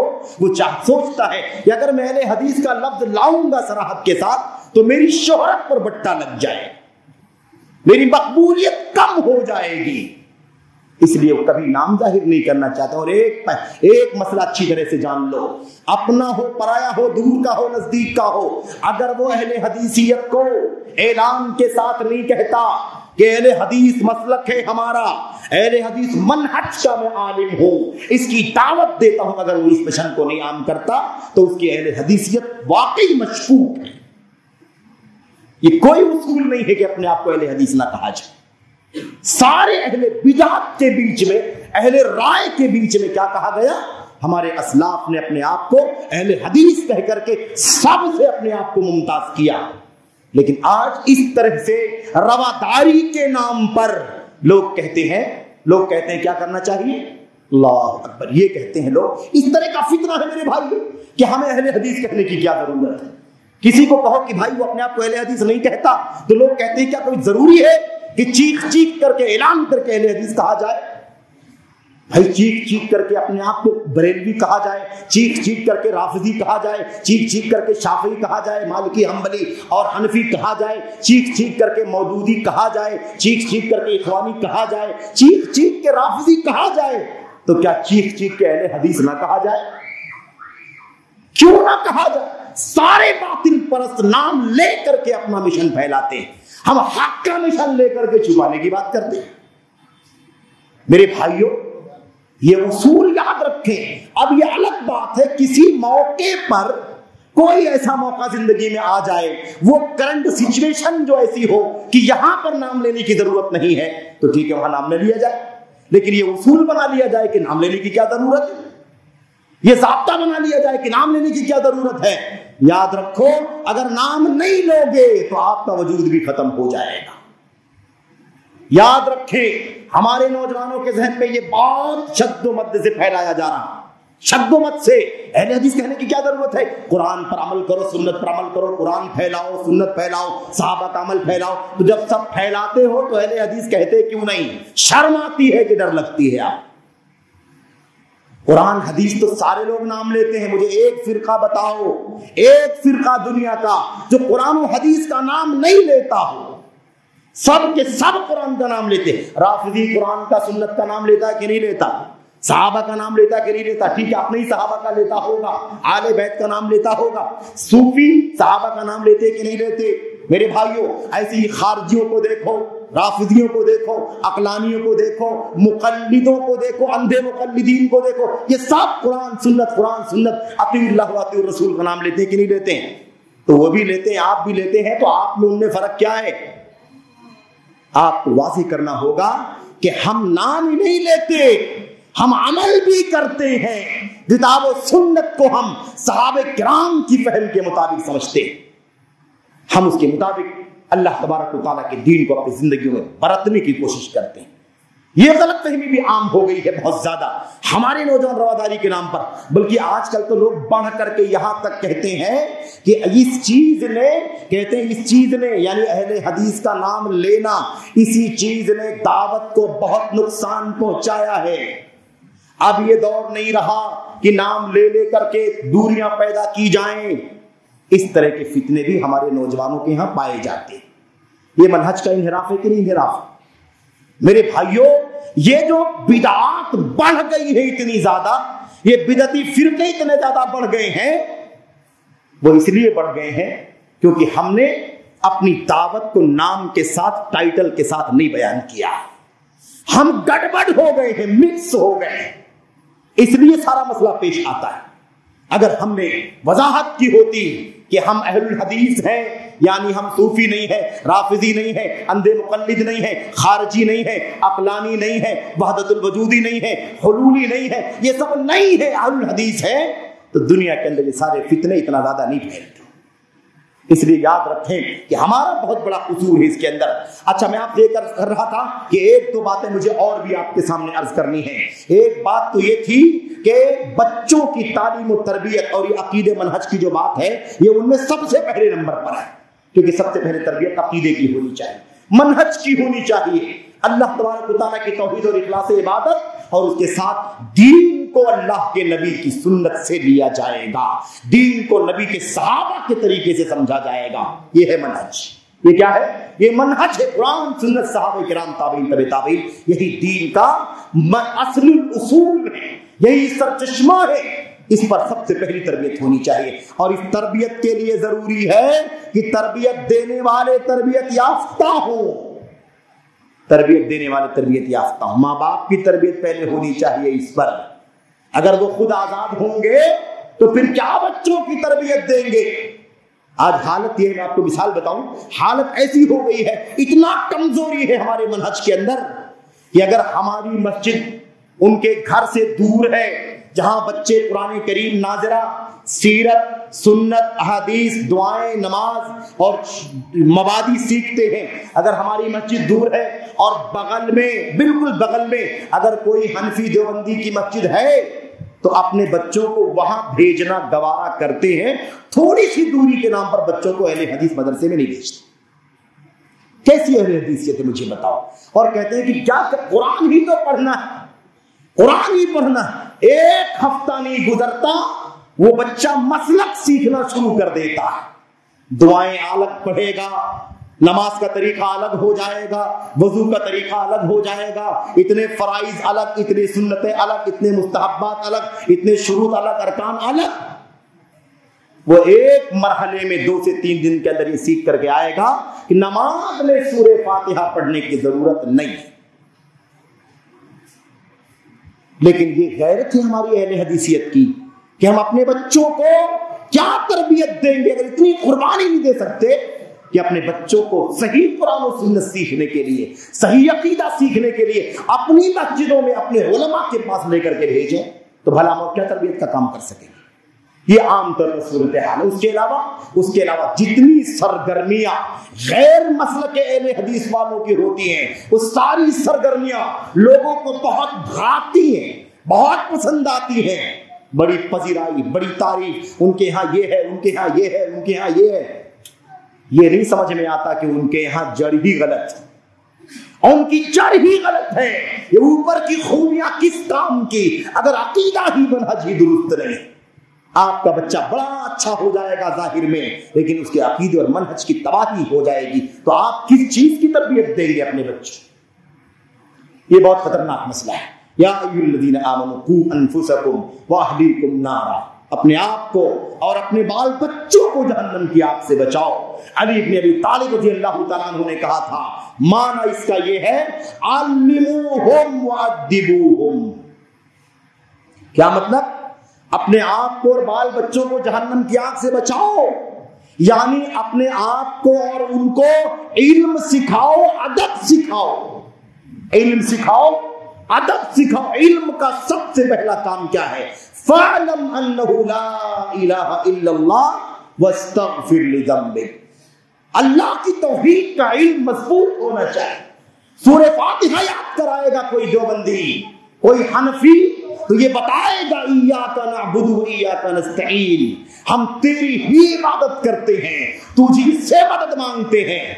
اسی کے ساتھ ساتھ یہ بھی کہے گا لیکن آیت کریمہ سے یہ ثابت نہیں ہوتا کہ اولیاء کرام سے مدد مانگنا منع ہے۔ آ رہی بات سمجھنے کی نہیں آ رہی ہے؟ اپنے ترجمے اٹھا کر کے، ان کے ترجمے اٹھا کر کے دیکھو، یہ تعلیم دی جاتی ہے، گرچہ اللہ فرماتا ہے، لکھا ہوا حاشیے کے اندر، اور علماء جانتے ہیں شبیر احمد عثمانی کا ترجمہ قرآن اسی لیے مجمع سے چھپنا بند کیا گیا، کیونکہ سورہ فاتحہ کے حاشیے میں شرک کی دعوت دی جا رہی تھی۔ وہ آیت کریمہ جو توحید کی سب سے بڑی دعوت دینے والی آیت کریمہ ایاک نعبد و ایاک نستعین، اسی آیت کریمہ کے حاشیے میں لکھا گیا کہ اولیاء سے بھی مدد مانگنا جائز ہے۔ کیا تربیت دیں گے ہم بچوں کو؟ کیسی تربیت؟ اور پھر باتیں تو بہت ساری تربیت کی، اصول یاد رکھیں۔ اپنے بچوں کی تعلیم و تربیت کی ذمہ داری میرے بھائیوں ماں باپ کو اچھی طرح سے محفوظ کرنے کی ضرورت ہے، ورنہ یہ بچے اگر آخرت میں مغفرت کا سبب بن سکتے ہیں، رفع درجات کا سبب بن سکتے ہیں، تو کل ماں باپ کے خلاف حجت بھی بن سکتے ہیں اگر ہم نے اپنی ذمہ داری ادا نہ کی۔ نشے کی لعنت پر کچھ بات کرنی تھی۔ قرآن کی آیتوں کو ہم بار بار پڑھتے ہیں، بار بار صراحت کے ساتھ اللہ تبارک و تعالیٰ نے شراب کو حرام قرار دیا، نشے ہے کہ نہیں؟ ان ساری تفصیلات میں نہیں جاؤں، مجھے ایک دو باتیں صرف عرض کرنی ہے آپ کے ساتھ۔ نشہ حرمت کی علت ہے۔ شراب کیوں حرام ہے؟ وہ انگور سے بنائی جا رہی انگور کیا حرام ہے؟ نہیں حرام، میوہ ہے کہ نہیں؟ کھجور سے بنائی جا رہی کھجور ایک بہت معروف میوہ پھل ہے کہ نہیں؟ ایسی اور بہت ساری چیزیں، جو ہے، گیہوں ہے، مکئی ہے کہ نہیں؟ یہ سب نفسی کیا ہے؟ جائز ہے۔ لیکن اسی سے شراب بنائی گئی، یعنی پینے والی چیز تیار کی گئی، تو اس میں نشہ آیا، نشے کی وجہ سے حرام۔ تو اب جہاں نشہ ہے وہاں حرمت، جہاں نشہ وہاں حرام کا حکم لگے گا۔ یہ قاعدہ کلیہ ہے، عام بات۔ اس بات کو اللہ کے نبی محمد رسول اللہ صلی اللہ علیہ وسلم نے کیا فرمایا؟ الخمر ما خامر العقل، شراب وہ ہے، خمر وہ ہے جو عقل پر پردہ ڈال دے، یعنی عقل کام کرنا بند کر دے، کمپلیٹلی کام کرنا بند کر دے، یا جزوی طور پر کام کرنا بند کر دے، یا چکرانے لگے، سر گھومنے لگے، صحیح طور پر بات دماغ کے اندر نہ بیٹھے۔ ایسی صورت میں کیا کہا جائے گا؟ جو بھی اس نے استعمال کیا ہے اس کو خمر یعنی شراب کا حکم دیا جائے۔ کوئی بھی چیز ہو سکتی ہے، کوئی بھی چیز ہو سکتی ہے، اس کو کیا کہا جائے؟ ما اسکر، اللہ کل مسکر خمر، کل مسکر خمر و کل خمر حرام۔ دوسری روایت میں کل مسکر حرام۔ اللہ کے نبی نے فرمایا جس چیز سے بھی سر گھومے، کھانے سے، پینے سے، سوگنے سے، چاٹنے سے، ٹیبلٹ کسی بھی شکل میں استعمال کیا جائے، ہے نا، وہ کیا ہے اس کا حکم؟ اس کا حکم کیا ہے کہ وہ شراب کے حکم میں ہے، اور اس کا حکم یہ ہے کہ وہ حرام ہے۔ یہ نبی کریم صلی اللہ علیہ وسلم کا قاعدہ کلیہ ہے، قاعدہ۔ اب اس کے اندر تمباکو، بیڑی، سگریٹ، گوا، گٹکا، نشوار، بھنگ، حشیش، جتنا بھی ہے سب کا سب شامل ہے۔ نشہ آتا ہے کہ نہیں آتا تمباکو بیڑی سے؟ جو لوگ عادی ہیں ان کو نشہ نہیں آئے گا، اس لیے کہ وہ تو عادی ہے، اس کا اعتبار بھی نہیں ہے۔ اعتبار کس کا ہے؟ اعتبار اس پاک طبیعت والے کا ہے جس نے کبھی زندگی میں ایک ٹکڑا بھی تمباکو کے پتے کا ایک ذرہ بھی اپنے منہ کے اندر نہ ڈالا. اس کو کھلا کر کے دیکھو اس کا سر چکراتا ہے کہ نہیں چکراتا ہے, اس کا اعتبار ہے. ورنہ جو نشہ, جس نشے کا عادی ہو جاتا ہے, اس سے زیادہ نشہ استعمال کرے گا تو نشہ آئے گا. یہ صورتحال ہے. اسی لیے اللہ کے نبی نے وہ قاعدہ بھی بتا دیا, آج کالجوں کے اندر, یونیورسٹیوں کے اندر, اسکولوں کے اندر, اور کیا عرب کیا عجم عام بات ہوتی گئی, اور کیا لڑکے کیا لڑکیاں, سگریٹ عام ہے عام طور پر. میرے کوئی چھپ کر کے پیتا ہے, کوئی کھل کر کے پیتا ہے, کوئی علانیہ پیتا ہے, کوئی پوشیدہ طور پر پیتا ہے, لیکن ایک عام چیز ہوتی جا رہی ہے. یہ سب کیا ہے؟ یہ سب کا سب خمر کے حکم میں ہے.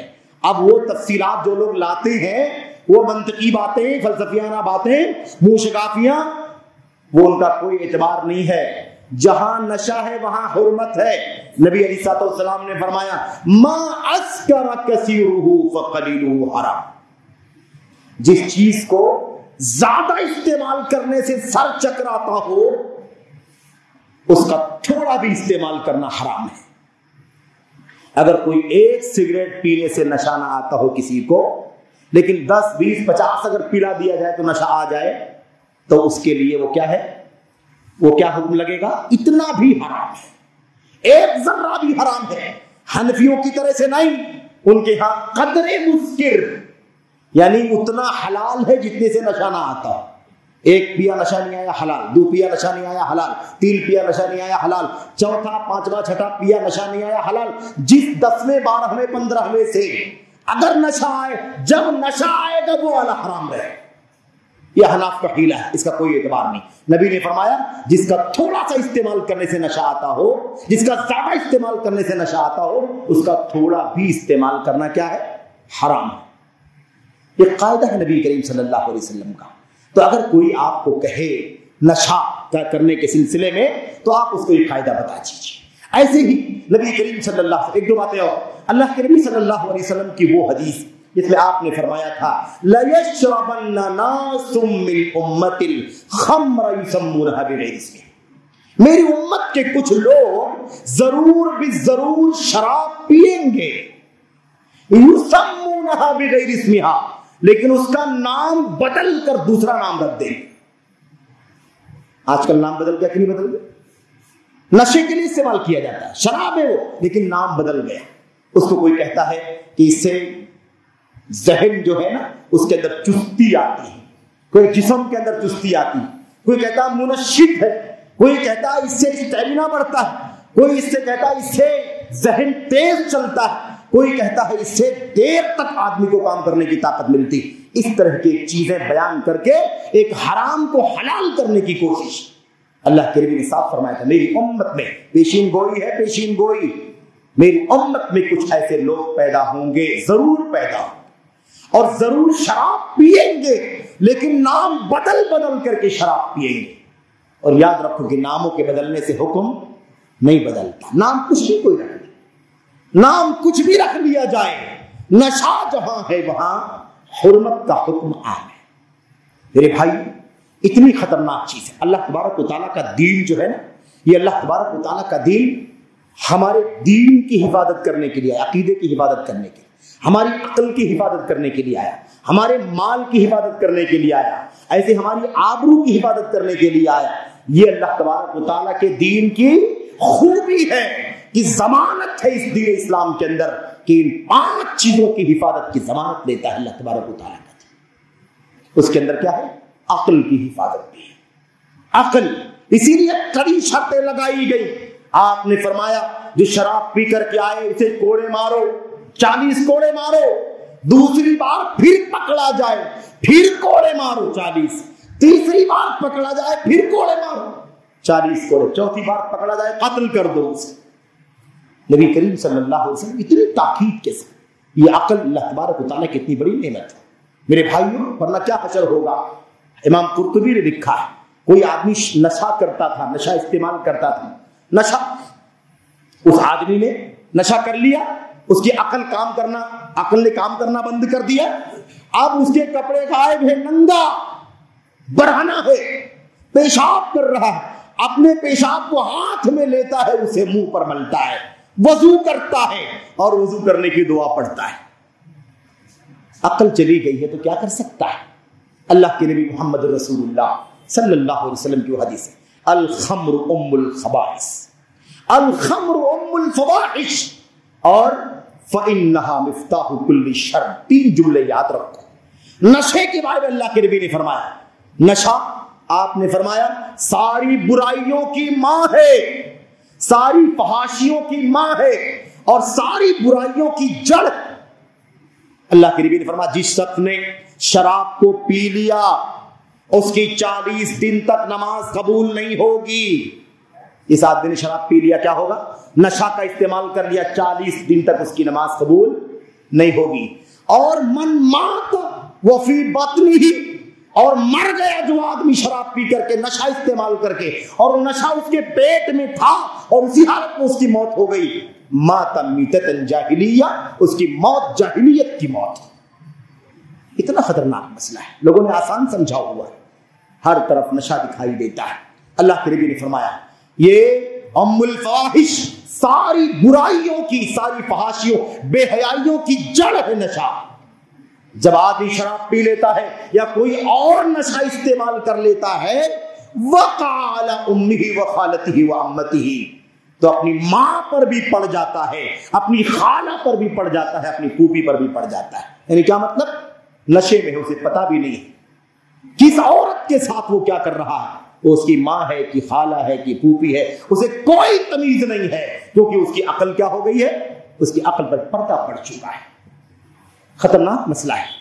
اور کیا کہا؟ جڑ ہے نا, جڑ ساری برائیوں کی, نشہ ساری برائیوں کی جڑ ہے. سماج کے اندر دیکھو ذرا, جو بچے شراب پی نشہ استعمال کرتے ہیں, جو شوہر نشہ استعمال کرتے ہیں, ان گھروں کی کیا حالت ہے, ان کی بیویوں کی زندگی کیسے اجیرن ہے, ماں باپ کی زندگی کیسے اجیرن ہے, بھائی بہنوں کی زندگی, پڑوسیوں کی زندگی کیسے اجیرن ہے.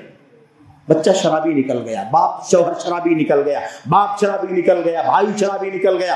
کیا حالت ہے اس گھرانے کی میرے بھائیوں, کتنی بڑی مصیبت میں زندگی گزرتی ہے ان لوگوں کی.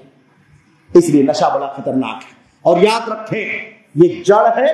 عثمان غنی کی ایک آخری بات بیان کر کے بات ختم کرتا ہوں. عثمان غنی رضی اللہ تعالیٰ عنہ نے سنن سعید بن منصور رحمت اللہ علیہ کی ایک روایت میں یہ بات موجود ہے, اور یہ روایت حسن درجے کی ہے. اس کے اندر بیان کرتے ہیں, پہلے تو کہتے ہیں کہ شراب سے اپنے آپ کو بچاؤ, دوری اختیار کرو, ایاک والخمر, شراب سے بچو, فإنہا مفتاح کل شر, اس لیے کہ ساری برائیوں کی جڑ ہے, سارے گناہوں کی ماں ہے. اس کے بعد کہتے ہیں کان فی من کان قبلکم, ماضی میں پچھلے زمانے میں اہل کتاب یہود و نصارہ کے زمانے کا واقعہ پیش کرتے ہیں. کہتے ہیں ایک شخص کو لایا گیا اور اس شخص سے کسی نے کہا کہ بھائی تمہارے سامنے چند چیزیں پیش کی جا رہی ہیں, تم ان چند چیزوں میں سے کوئی ایک کام کرنا, ایک کام اختیار کر لو, ایک چیز کو اپنا لو. نمبر 1, یہ تورات ہے یا انجیل ہے, اسے جلا دو. چند کام ہے گناہ کے, ان میں سے کوئی کام, ایک کام کرنا.